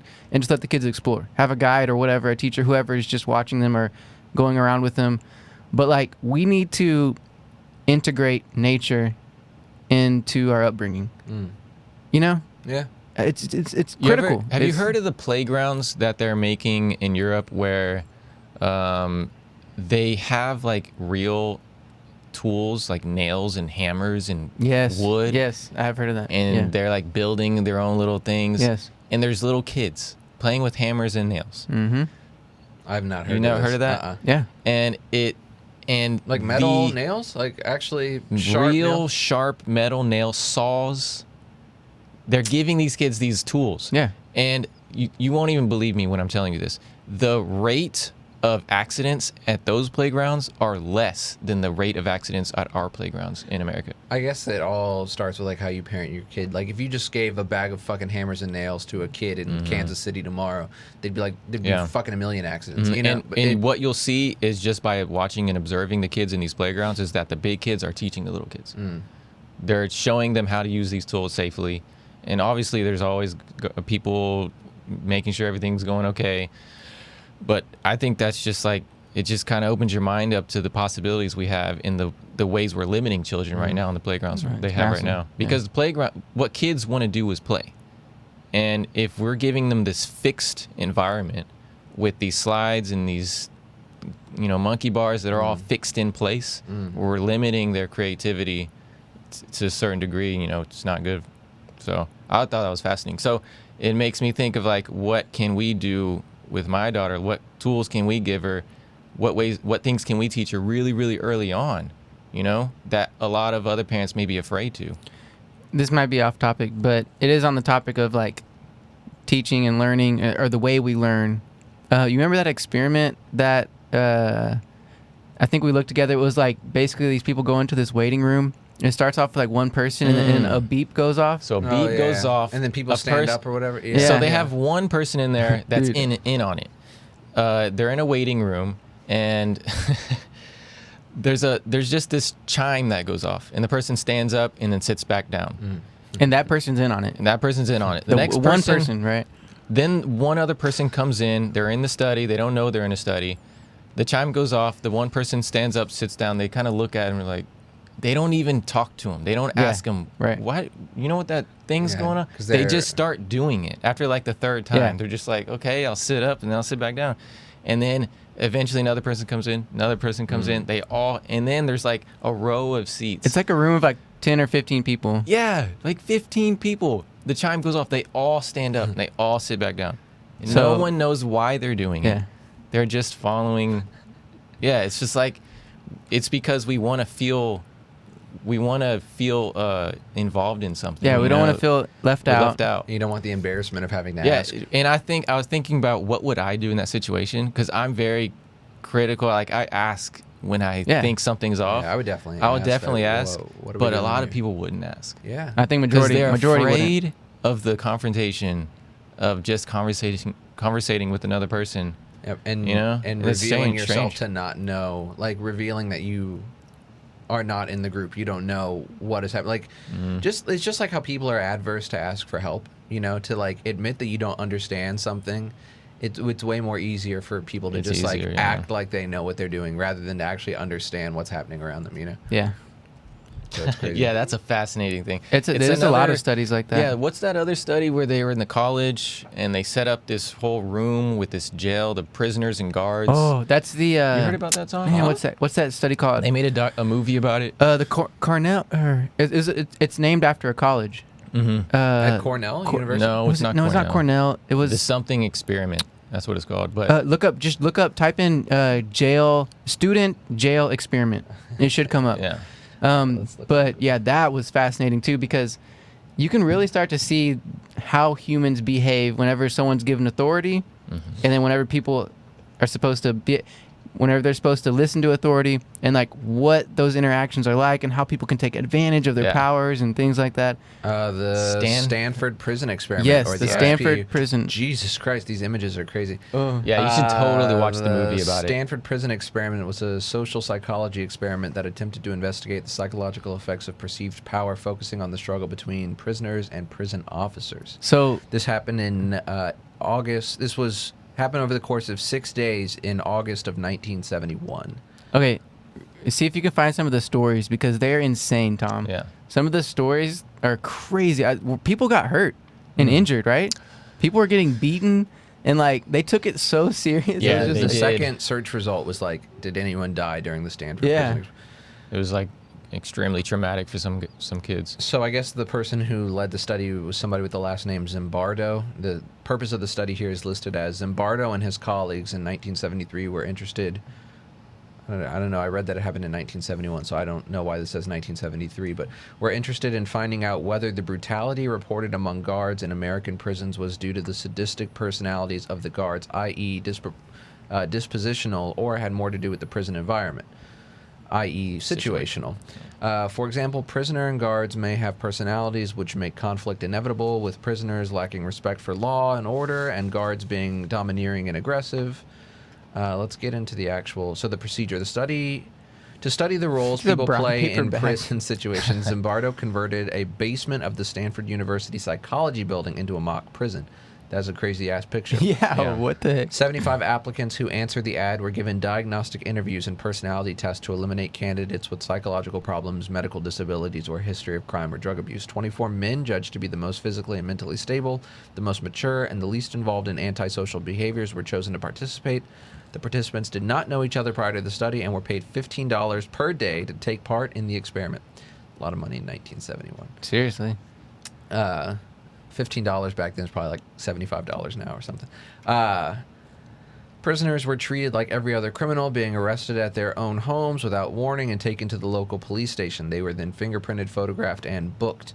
They were then blindfolded and driven to the psychology department of Stanford University, where Zimbardo had the basement set out as a prison with barred doors and windows, bare walls, and small cells. Here, the de-individualization process began. When the prisoners arrived at the prison, they were stripped naked, deloused, had all their personal possessions removed and locked away, and were given prison clothes and bedding. They were issued a uniform and referred to by their number only. Come on, number 482, let's go. Their clothes comprised... Look at that guy. This is not... They gave the guards sunglasses. Yeah, this is so crazy, and this is happening in a basement. This is But yeah, wild. try I to don't see know if you how I can see some of the actual like events that were taking Alright, place. Like alright. scroll down, So further there's- down. There's a Clothes movie. I don't know. Have y'all seen the movie? I that haven't was seen the based- movie, but I've movie's seen- really good. I've seen the videos, I would highly though. recommend the movie. All right, so Okay. this is how they... Okay, first of all, these pictures, it really does look like a prison, but okay, this is how they would assert authority.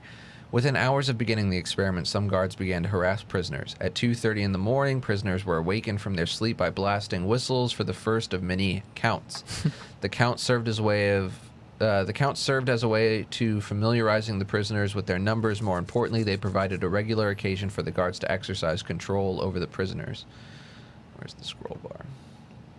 The prisoners soon adopted Physical punishment. Physical punishment. The prisoners were taunted with insults and petty orders. They were given pointless and boring tasks to accomplish, and they were generally dehumanized. So- Push-ups were a common form of physical punishment imposed by the guards. One of the guards stepped on the prisoners' backs while they did push-ups, or made other prisoners sit on the backs of the fellow prisoners doing their push-ups. So keep in mind, They know they're in an experiment. yes, and look, it wasn't like the person who was holding the experiment told them to do any of these No, things. they just gave This them is the just uniforms. naturally. Yeah. They're all naturally just doing these things, which makes it so weird and interesting. You know. Yeah. During the second day of the experiment, the prisoners removed their stocking caps, ripped off their numbers, and barricaded themselves inside the cells by putting their beds against the door. The guards called in reinforcements. The 3 guards who were waiting on the standby duty came in. Okay, yeah, putting down the rebellion. The guards retaliated by using a fire extinguisher, which shot a steam of skin-chilling carbon dioxide. They then forced the prisoners away from the doors. Next, the guards broke into each cell, stripped the prisoners naked, and took their beds out. Oh my This is pretty crazy. It's Like, insane. this is- It's an insane story. the idea of being one of these like But prison one of the keepers is very kids weird. was taken to the psychologist, and he was like questioning them. And the psychologist even brought in an actual prisoner to like oversee it and make it more like a prison. And they were like questioning him, and they were like, you know, this is, you can leave at any time. And he was like, well, can I? Well, it was like, no, we would like you to stay. And so they kind of like mind tricked him to think that he had to stay. Oh, yeah. Even though he could leave. So Over it's the strange. Over the next few days, the relationships between the guards and the prisoners changed, with a change in one leading to a change in the other.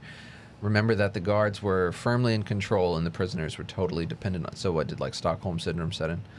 The prisoners became more dependent. The guards became more derisive towards them. They held the prisoners in contempt and let the prisoners know it. As the guards' contempt for them grew, the prisoners became more submissive. As the prisoners became more submissive, the guards became more aggressive and assertive.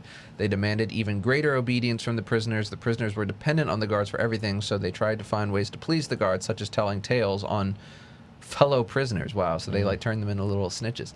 Less than 36 hours into the experiment, prisoner 8612 began suffering from acute emotional disturbance, disorganized thinking, and uncontrollable crying and rage. Oh. Holy shit. And remember, these are normal. They try to find the most normal people they could to get into this experiment. Remember, so like, you have these people acting completely out of their normal, typical, day-to-day behaviors, and it was just a fascinating thing. Yeah, dude. yeah. That if you don't want to spoil, I think you should watch the movie. It's very accurate. All right, I could read this whole thing. It would take a long time, but okay. What's the movie called? It's called the Stanford Prison Is Experiment. it on? Can you find it on a streaming service, or is it? I don't something know. I have to, I've seen it. It was a long time ago when I watched it. We can go to. But yeah, definitely and you can switch recommend off it the because computer feed. it gives I'm you gonna a go to sense Just of Watch like That. how we behave based on the roles we're given. Mm-hmm. You Yes. know, that can go to the workplace. You know, if you're a Yes. boss, you're gonna behave differently because the label you have is boss. Yes. You know what I mean? So Unless yeah, you're Michael Scott. Michael Scott, then maybe not. Yeah, that's fascinating. You know, our behavior. But and so I think it's a great way to tie that into what we're talking about, the school systems. Think about the teachers. Mm-hmm. Think about the principals. Think about the student to teacher relationships that we have. The way we say, the way we have to ask for things. The way the teacher is like kind of like almost like the boss in the workplace. You know what I mean? It's like it. Can I go to the bathroom? Yes, You know, it's things like that. Things like that we don't really think about that have a huge impact or influence on us, but they do. And I think that's a huge problem. Like the way I look at like public schools, they're almost like factory churning, like children. Like they're basically just teaching children to work in like a factory environment, or like not necessarily a factory, but like a industrial type environment, like where it's like this was the way it was back in like the fucking 30s or something, where you know what I mean, and it's not. To me, it's not healthy. The environment of a classroom, a teacher to a student class, like I think there's definitely benefits, But I feel like there's also a lot of side effects that affect us psychologically, and when we go out into the real world and workplace, where we're still acting like we're playing these roles, you know what I mean, Exactly. versus like being true to who we are and the way like responding to our feelings and our emotions differently. And I don't know, there's a lot that goes into it. If you're interested in educating your children not in this way, look at Finland, Sweden, Yes. and how their systems are set up. And even the teachers are paid like doctor salaries. Yes. You know, the teachers are looked up to like doctors are. Mm-hmm. You know, if you're a teacher, you have a high spot, a high status in that society, you know, because your responsibility, they know that teaching children is one of the biggest responsibilities that you can have. Yeah. So, yeah, our school systems are ancient, What you know. what We need to evolve. country? I'm pretty sure think it's it's multiple Finland. countries. Well, like that don't do standardized testing at all. They don't do grades.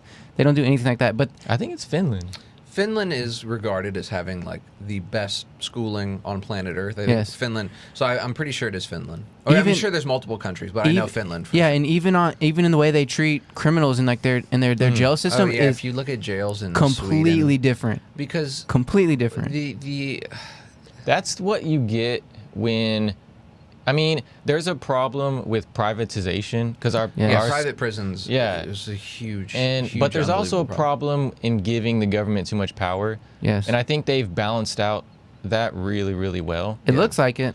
Well, Because it's more psychological, you know, they're just looking at how to make people happier. Yeah. It's not about making more money. It's not about Yeah. getting more power. Yeah. Because it's Finland. It's I mean, their like, culture is Right. different. the Yeah, main, yeah. and I mean, you could also argue that like Finland is a lot smaller of a country with a drastically Yeah, smaller exactly. population, and you couldn't apply this technique to a country of 400 million people like America. But the goal of these Scandinavian prisons, and I say Scandinavian because it's more than just Finland and Norway; it's other Scandinavian countries. The goal is actual rehabilitation. Yes. You're going there to come out rehabilitated, ready to come back Yes. into society and be a better person than you were Yes. when you came in. Whereas the American system has a huge problem with repeat offenders, because sometimes you go to prison for a crime that you've committed, you're more likely to go to prison again than you were you're more likely to go back once you've been in once than you were to go in Yeah. the first place, because now you've come in. And I mean, there are some efforts for rehabilitation, but for the most part, you come out harder. You come out fucking experiencing. I mean, you can't get a job. You can't lease an apartment. You can't. A lot of times Yeah. you're subjected to like slave labor, where you're doing Oh, a it's task. literally slave. Yeah, labor. it's prison slave labor. You are doing So- tasks for absolutely no payment So or no. do y'all think that the prisoners, scientists, or like the prison owners and scientists and people don't know that? They Oh, do. no. Yeah, they we definitely know. know. Yeah, we yeah. know that this is a problem, and we know Because- that our system is broken because and it's the fucked same up. thing with healthcare, whereas the prison system is being run for profit. Yes. Prisons are being run for profit. They Think about literally that. get paid per person in Yes. bed. If there's a jail cell empty, they're losing money Right. in their eyes. Right. We need to fill these jail cells. Yes. That's how it works. You know about prisons Kamala and- Harris's involvement? Oh, Kamala, in- the vice president. Yeah. What's Oh. her involvement? So she used California, to be the. She was the district attorney. Or she district attorney, or she was. She, I don't remember what her title was. I think she was a district attorney, but she was a very, very high power prosecutor in California. Yeah, I know that. She prosecuted thousands of people for nonviolent drug offenses, a lot of marijuana offenses. I mean, she was packing prisons full of people for completely nonviolent drug offenses. And then they asked her in an interview one time, this was before she was even running for president, or maybe it was while she was campaigning to run for president. They asked her if she had ever smoked weed before, and she like laughed about it. Like, yeah, I've smoked weed, whatever, but yes, I still locked all these fucking people up. I mean, bro, so I'm not a big Kamala Harris fan. I'm not a big fan of the vice president.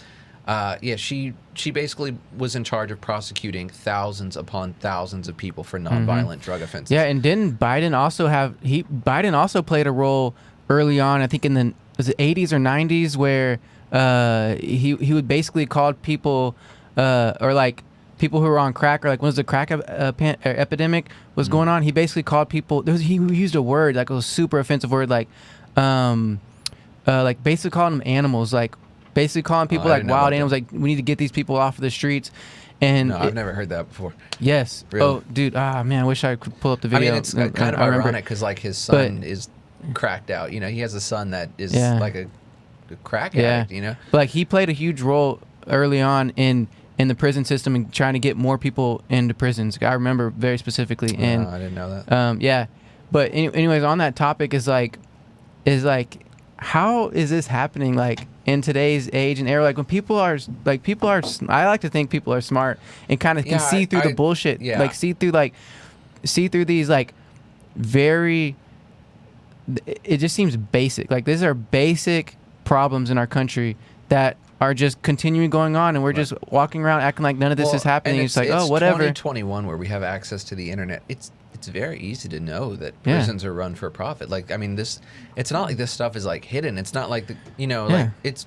I mean, they're very open about the fact that they're private prisons, which essentially means that they're businesses. Yeah. But what's not open is the healthcare system. That's more you're a conspiracy theorist if you think that you can heal yourself by yourself. I mean, if you want to go to the if you don't go to the doctor, and someone's like, I mean, I see billboards now persuading you that the doctor is safe, because I think we're going questioning. to the doctor is safe. You're making it sound like every doctor's just out there like. No, just like they're salivating, like how can I drain money from this? Going to the doctor is safe. Yes, I see what you mean, but going to the doctor and taking their word for every single thing about your own health, I don't think is the right way to go about it. Agreed. You should never have that approach, but it's not just going to the doctor. You should never just go through life not questioning shit or trying to do your own research. Like, you can apply that to anything. And yeah, going to the doctor is completely safe, but you should apply that same logic to everything. Like, you should always do your own research. Okay, here's what Aaron's saying, and I kind of agree, is that a lot of times, many people, I think majority of people are going to the doctor and saying, you know best, tell me what do I need to do. But what he's saying also is, and also we just brought it up earlier, was that a lot of doctors don't have a lot of nutritional expertise. They don't really know. They don't know home remedies. If you want to do that, you have to go see a nutritionist. Now you have to go see a dietitian or whatever. And it's like, and so what Aaron is probably saying is that when we go to a doctor, we expect that he knows best, but he or she knows best. But a lot of times they might say maybe that doctor is tied to some kind of drug that he likes and says, okay, this drug I've seen it does pretty good. I'll just give you this drug. Try that out. You know when really he could say, oh, there's this actually maybe if you try, what is your sleep cycle? Are you not sleeping 8 hours? Hey, maybe try sleeping 8 hours for 8 hours a day for a week, and then come back to me and tell me how you feel, or something like that, where that could be the, you know what I mean? Instead of putting, because a lot of times in our healthcare industry, we're putting Band-Aids over everything. Yes. We're putting Band-Aids on complex issues that are purely temporary fixes, and oftentimes lead to more serious problems than what they came in for. And this is a huge problem. A lot of people come in with a basic problem, and it ends up they get a drug, and this drug has side effects. Now we need another drug to counteract those side effects, and it creates this huge downfall problem for people, when really maybe if they would have addressed the problem, maybe it's stress in their work environment. Hey, how's your stress levels? We know that's a huge cause of a lot of stress. So what I think Aaron is saying is, when you go to a doctor, we expect them to say what's best, but a lot of times they don't know, because there's these quick fixes, especially the way our system is set up. They're only in the office for maybe 15 minutes, 20 minutes tops. A doctor doesn't have time, so it's not the doctor's fault many times. But if the doctor had time to actually sit and talk about a lot of problems, and this is where I love like concierge service. So I work with some people who do concierge service, which is very tailored to the person, and they call it like a complex diagnostics of the human, of that person, because a lot of times that's what it is. There's huge complex issues that we have that aren't going to get solved or even looked at or touched when you go into your typical, doctor. Right. Yeah, I love alternative therapy too, but that's a great way of putting it, Adam. And the end result of that is a system we have in here in the United States, where we are one of the sickest countries in the world, and we have the most expensive healthcare systems in the world. How does that even happen? Because of what you're describing, the system in which it's set up. Doctors can't spend enough time with patients. They're not educated enough on nutrition and lifestyle. and Lifestyle exercise. medicine, man, I think it's huge. And we also, it's like weird to mention that we're like one of the most unhealthy countries when we have probably one of the greatest amounts Right. of doctors. Yeah. Like in terms of healthcare facilities and in terms of amounts of doctors and specialists, we're probably pretty close to the top, if not at the top, in terms of the amount of doctors we actually have in this country. I mean, we have an insane. Houston is a very healthcare-centered city. Oh, with we're the probably the best in the country. Yeah, so I'm just saying, think about like, just how many doctors and But health what are practices we? there are here. But what are we the best at? If we still have more people dying of heart disease Yeah, than ever well, before, in cancer. Houston, I know for sure, like we're like the hub for like Cancer extreme research. I think what cancers we're and extreme really, really diseases good and at stuff. is delaying the effects of those diseases. We're keeping people alive longer Yes. because of the way we're making drugs so efficient. And I think that we're not the best at healing people. And that's I love. I don't know if you've heard the Gerson therapy. I was just about to bring there's that up. there's yes. therapies Yes. and Look up the Gerson alternative therapy, ways Tom. of healing people. Type in the Gerson therapy. Yeah. There's ways 'Cause a lot of of people healing don't know people about that. right now that are becoming illegal in the United States. That's illegal in the United States. The Gerson there's therapy is. Tom, there's a therapy Is right it now. GERSEN? GERSON. No, I'm convinced that our healthcare system is designed for people to stay sick longer. Exactly. I mean, that's just And that's just how it that is. may sound like a conspiracy to a lot of people, but when you just look at the whole system as a whole, Yeah. and the direction we've gone, if you look historically, Yes, because you know, obviously doctors have great intentions, They- and people yes, I'm want not- people to never get saying- healthy. yeah. But it's the not way like the all system is doctors designed, are conspiring Yes, with each other exactly. to make more money. Exactly. Obviously, It's not when like you that. become a doctor, you have the best intention to heal people. Yes. Make people 100%. eliminate suffering 100%. as much as you can. But when you're put into a system Yes, that's designed for that is a this. machine to make money, Yes, and to push more pharmaceutical drugs on people, yes, you begin to not question as much, the intentions of these big corporations, and you just kind of roll with it. Mhm. And then you're stuck in this system. I mean, the pharmaceutical industry is its own monster. Oh my gosh. Okay, so the Gerson therapy is a natural treatment that activates the body's extraordinary ability to heal itself through an organic, plant-based diet, raw juices, coffee, enemas, and natural supplements. Dude, I don't care how healthy it is. I'm not shooting coffee up my ass. With its whole body approach to healing, the Gerson therapy naturally reactivates your body's magnificent ability to heal itself with no damaging side effects. This powerful natural treatment boosts the body's own immune system to heal cancer, arthritis, heart disease, allergies, and many other degenerative diseases. Dr. Max Gerson developed the Gerson therapy in 1930. Wow, initially as a treatment for his own debilitating migraines and eventually as a treatment for degenerative diseases such as skin, tuberculosis, diabetes, and most famously cancer. The Gerson therapy is an all-encompassing the Gerson therapy's all-encompassing nature sets it apart from other treatment methods. The Gerson therapy effectively treats a wide range of different ailments because it restores the body's incredible ability to heal itself. So here it says how the Gerson therapy works. It regenerates the body to health, supporting each important metabolic requirement by flooding the body with nutrients from about 15 to 20 pounds of organically grown fruits and vegetables daily. 15 to 20 pounds of... Yeah, a lot of it's juicing. Oh, I was going to say, how Like the cold pressing fuck? carrot Yeah. juice. And So stuff like it's that. not like you're actually eating the whole food, but Okay. you're doing a lot of juicing. Most is used to make fresh raw... Oh, if I just read the next sentence. Yeah. Most is used to make fresh raw juice up to 1 glass every hour between 9 and 13 times per day. So you're basically just flooding yourself full of Yes. fucking vegetable and fruit. Yeah. Raw and cooked solid foods are generously consumed. Oxygenation is usually more than doubled as oxygen deficiency in the blood contributes to many degenerative diseases. The metabolism is also stimulated through the addition of the thyroid, potassium, and other supplements by avoiding heavy animal fats, excess protein, sodium, and other toxins. Yep. And this goes back to that homeopathic way of thinking about how the body heals itself, because Dr. Max Gerson was figuring these things out in the 40s. He was healing people with migraines, I think, and I think one of his patients had another disease like leukemia. I don't know what it was, but that disease that his patients had was also being healed, and he didn't know why. And so he was experimenting with foods and therapies.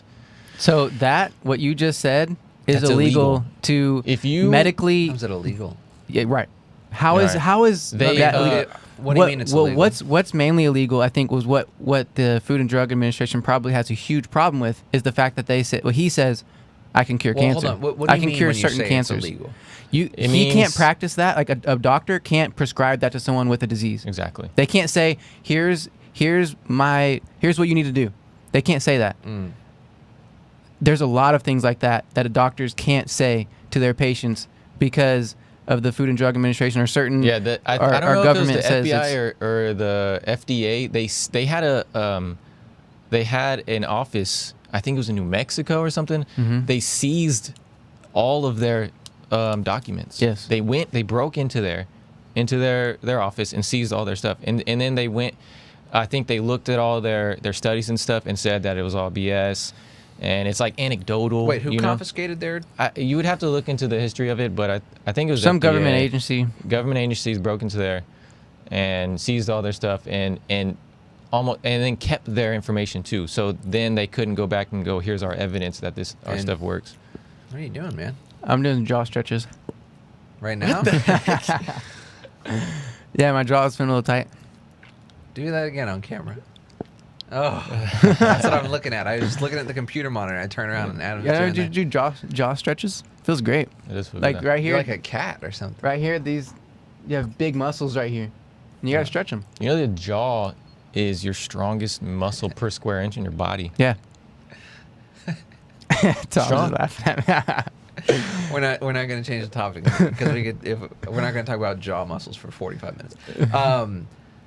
So I mean, the people that actually went in there and seized those records, they probably were just blindly doing it, right? Like the actual FBI Dude. agents who went in there. No, or not there's no FBI, way they are like. No. But I'm just like, they're not. No one is sitting there confiscate. Like no one is going into this office building and taking like records on like how people are using food to heal themselves and think, yeah, fuck yeah, these people in Right. there are vegetables. They're just What- doing it because they're like told to. Yeah. The Yes. question here is that isn't that actually happened. This has happened. Okay, There but- are people right now that have cured themselves or have been cured with therapies of stage 4 cancer. When they go to the doctor, Yes. let's say you have cancer, Tom. You go to a doctor right now. He's like, oh, yeah, you got 2 months. You're going to die. That's a fact. You're going to die. The doctor is telling you that right now. You're going to die. There's nothing you can do, right? We can give you chemotherapy, whatever. We can try to keep you alive as long as we can, but you're going to die. You have cancer. It's in your brain. It's in your body. It's in your colon. You don't accept that, right? You go to other doctors. You go to the Gerson therapy. You go to Mexico. That's where they're. Yeah, you have to go either to Mexico or Canada to get that therapy. I mean, it's just juicing shit. Can And you just do you- it in your house? You can also download the. Yeah, you have Wait, to. why I do you think- have to go to Mexico? No, you Well, don't. there's But another it's- process to that that's being left out, and that's being in the environment in the community of like having somebody like physically monitoring your Yes. body and monitoring because not They everyone's going to react the same. And Exactly. so maybe there's like more of this one thing that you need or less of this one thing that you need. So it's tailored to you. It's tailored, yeah. So that's the importance of having being medically supervised. So it's not saying that you just You drink the just juice and you're juice and you're cured. cured, right. No, No. or something like that. It's saying, look, we have a method, we It's have a a strategy. scientific process. Yeah, it's not just some woo woo. of observation and experience that they've built over decades. And if you have that stage 4 cancer, like I was saying, and you go to the doctor and then they tell you you're gonna die, and then you go to here and get the therapy, and there's people that have been cured. 100%. Yeah. Where it takes a couple of months, and then they go back to the doctor in America, and that doctor's like, how are you standing in front of me right now? Yeah, You were supposed to be And this dead. has happened time and time And again. the doctor's throughout like, history. yeah, you're not supposed. I don't know. It's just a miracle. A miracle. The doctor's telling you that you're alive because of a miracle, I think, is just BS. It's just they're not looking at. And this isn't anecdotal to me. This has been repeated hundreds, if not thousands, of times to people all around the world that are being cured. Yeah. Of And here's- cancer and diseases that Well, here's- our medicine cannot cure. Here's something that doctors are doing right now in America, and that they are able to practice, and that's giving people like there are people right now being cured of heart disease, which before Yeah, they're doing that in the United States right now. which before was thought as we can't do anything, like we can only treat it. But now people are literally reversing diabetes, which also was thought to be we can only treat. with plant-based diets, people are being reversed of their heart disease and diabetes and other symptoms and things, which is insane to think about when you look at like medical literature. Like if you go back further, like 10, 20, 30 years, like we can only treat it. Sorry, it's just what we can do. But now literally people are, there was this one doctor, I think here in Houston, who is giving his patients literally just pure like plant you guys juices and things like. You got to reach out to this guy, see if you can get him on. Yeah, dude, I actually met him at Juiceland actually. One time, this guy, I think his name's Dr. Michael something, but he's literally giving people pure plant-based diets and reversing their heart disease. Yeah, and these are medical doctors. These aren't. Yes, that's medical. That they're able to do. But if you say cancer, they're like, no, we can't fuck with the cancer because guess what? That's $1 billion industry in the U.S. And I guarantee you, they're never going to promote that any kind of way until our system, until something is broken or something is let out. You know, it's like. And you always hear like the cure for cancer being regarded as like this holy grail. Maybe one day we'll find the cure for cancer.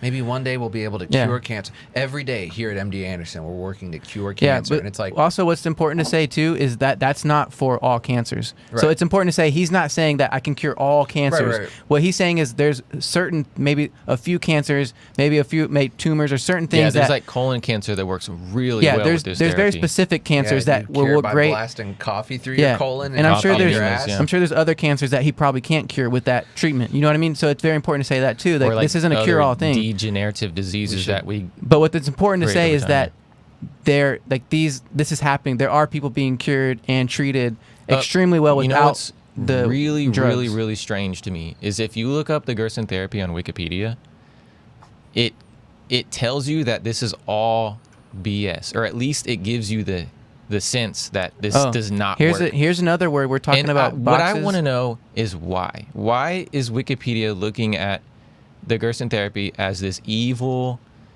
thing that does not help anybody? I think it might bring up Max Gerson in his studies. Okay, so it takes you to Max Gerson, and then it takes you to the webpage. Or it blasts. It makes him look like an idiot. You know, it's like. Here's another word. They say pseudoscientist. Pseudoscience, right? And immediately, there's another word for you. Or if you look up alternative medicine on Wikipedia as well.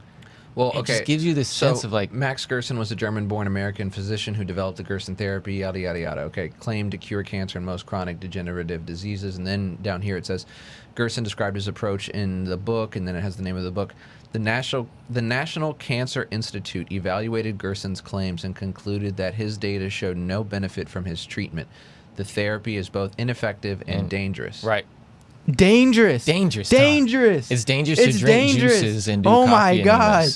This is bullshit. Right. Look who funds the National Cancer Institute. I guarantee you follow the money. It's probably some fucking Tyson or some shit. Chicken farm or something. No, that's not a joke. When you said Tyson, when you said it's probably fucking Tyson, I just imagined Mike Tyson like in my head. I was like, shit. Initially, Gerson used his therapy as a treatment for migraine headaches, and we read that on the website. After Gerson's death, his daughter Charlotte Gerson, she took over. She just died in 2019. Look, it says safety concerns. Gerson therapy can lead. Oh shit! Hold on, sorry. Gerson therapy can lead to several significant health problems. Serious illness and death have occurred as a direct result of some portions of the treatment, including severe electrolyte imbalances, continued use of enemas. Like that's not the same with chemotherapy. Continued use of enema may weaken the colon's normal. I mean, look at what people look like after chemotherapy. It's like a joke. Like, yeah, dude. Yeah. If you just stop and look and think for yourself and not take this word for word, you'll realize that, something is not right. The therapy may be especially hazardous to pregnant. Okay, did I miss a paragraph? The Gerson therapy, it's just composed of like eating a lot of fruits and vegetables. There's other things to it. Mm-hmm. Oh, okay. I need to know what the other things are, because why does it say the therapy may be especially hazardous to pregnant or breastfeeding women?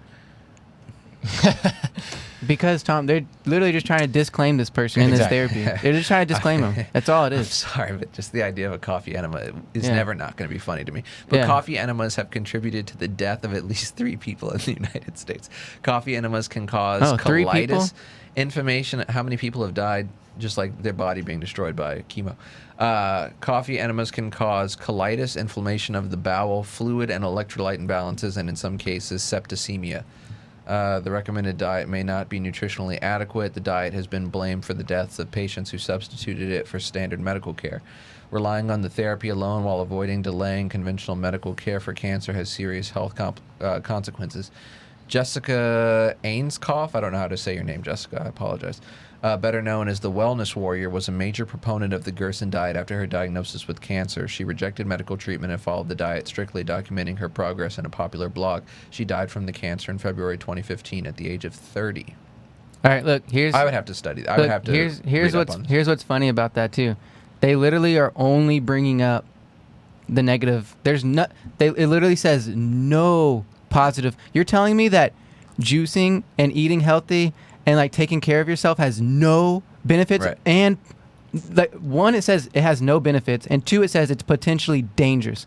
You tell me if that makes any sense to you at all. 0. I mean, how does it not have any benefits? Well, I mean, the only way it would What be the fuck? dangerous is if like it really doesn't help, and then people are just using it to substitute it for things that could help, and then it's like, well, yeah, this is like causing people like that. That is how like it could be considered dangerous. But I just don't understand how some of this just doesn't add up. Like, how could this affect breastfeeding women? How could this? And here's another question: Why isn't it that person's right to say, "Hey, I think this is best for me"? Because Why isn't that even in the question? Medicine is an industry that has been been affected by our laws. You know, we're making laws now that say you can and can't do this for yourself. Right. When it comes to your health. Right. You know? And going back to the vaccines, like there's places like in California and other places where it's mandatory for your kid to get vaccines or you can't attend our school. Sorry.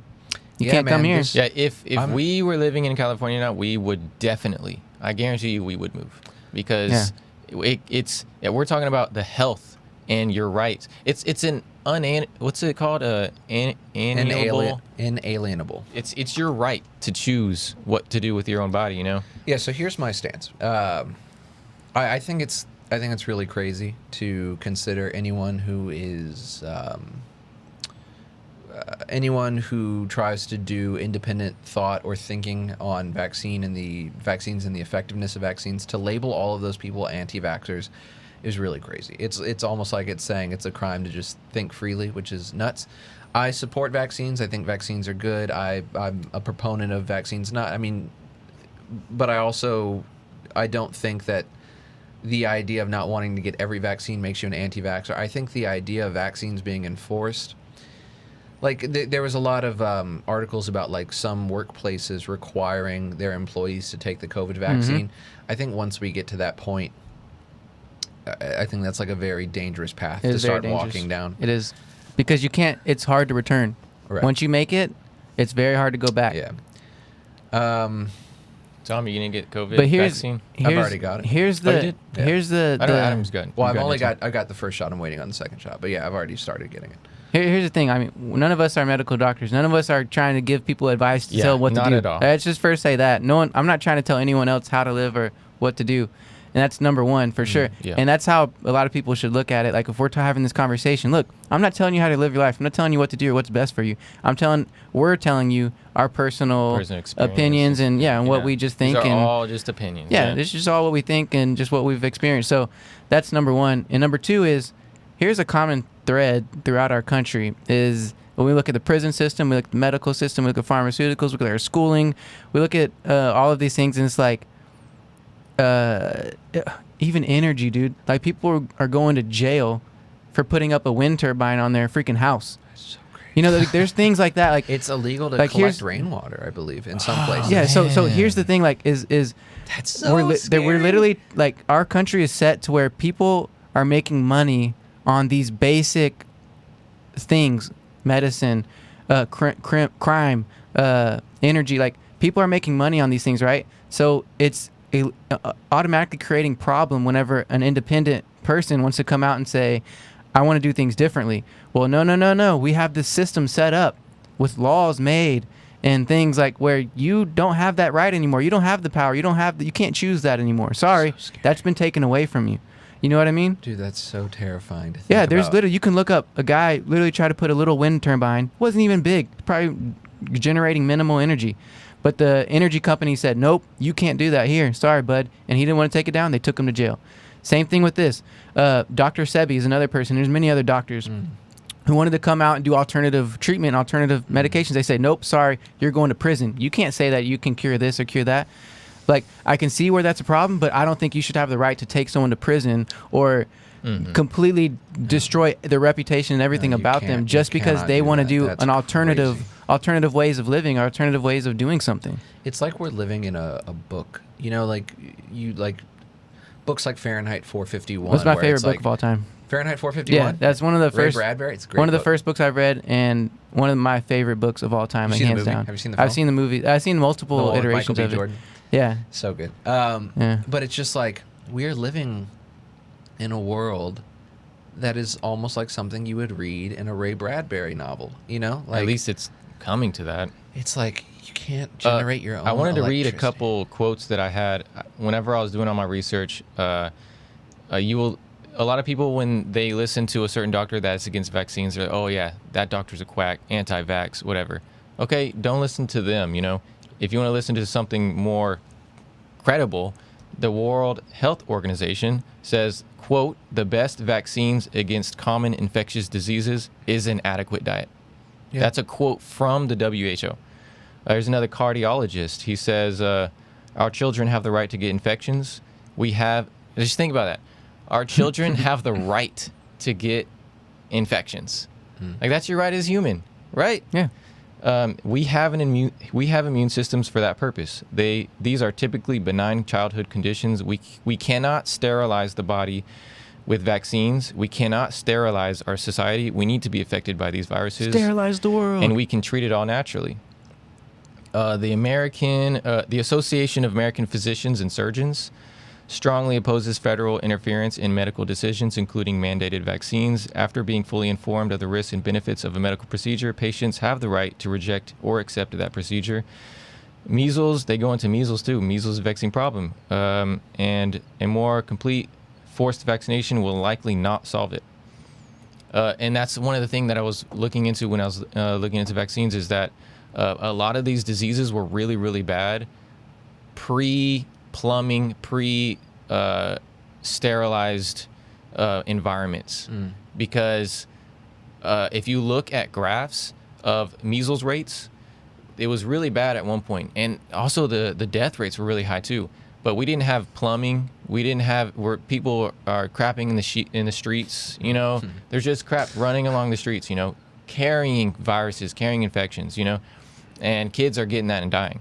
But at the same time, the rate of measles deaths was drastically dropping before the vaccine was even invented, and then once the vaccine came out, it dropped a little bit more. So we can just think about that and how just washing your hands, being just having a sanitary lifestyle, you know, washing yourself, you know, eating clean, not eating rotting foods and stuff like that. That all really, really reduces your rate of death, the rate of getting these viruses and having symptoms from them, you know. So I thought that was really interesting as well. Yeah, it is. Better public health measures, earlier detection or isolation, more effective, safer vaccines, or effective treatments are all needed. Meanwhile, this is a quote from the Association of American Physicians and Surgeons. And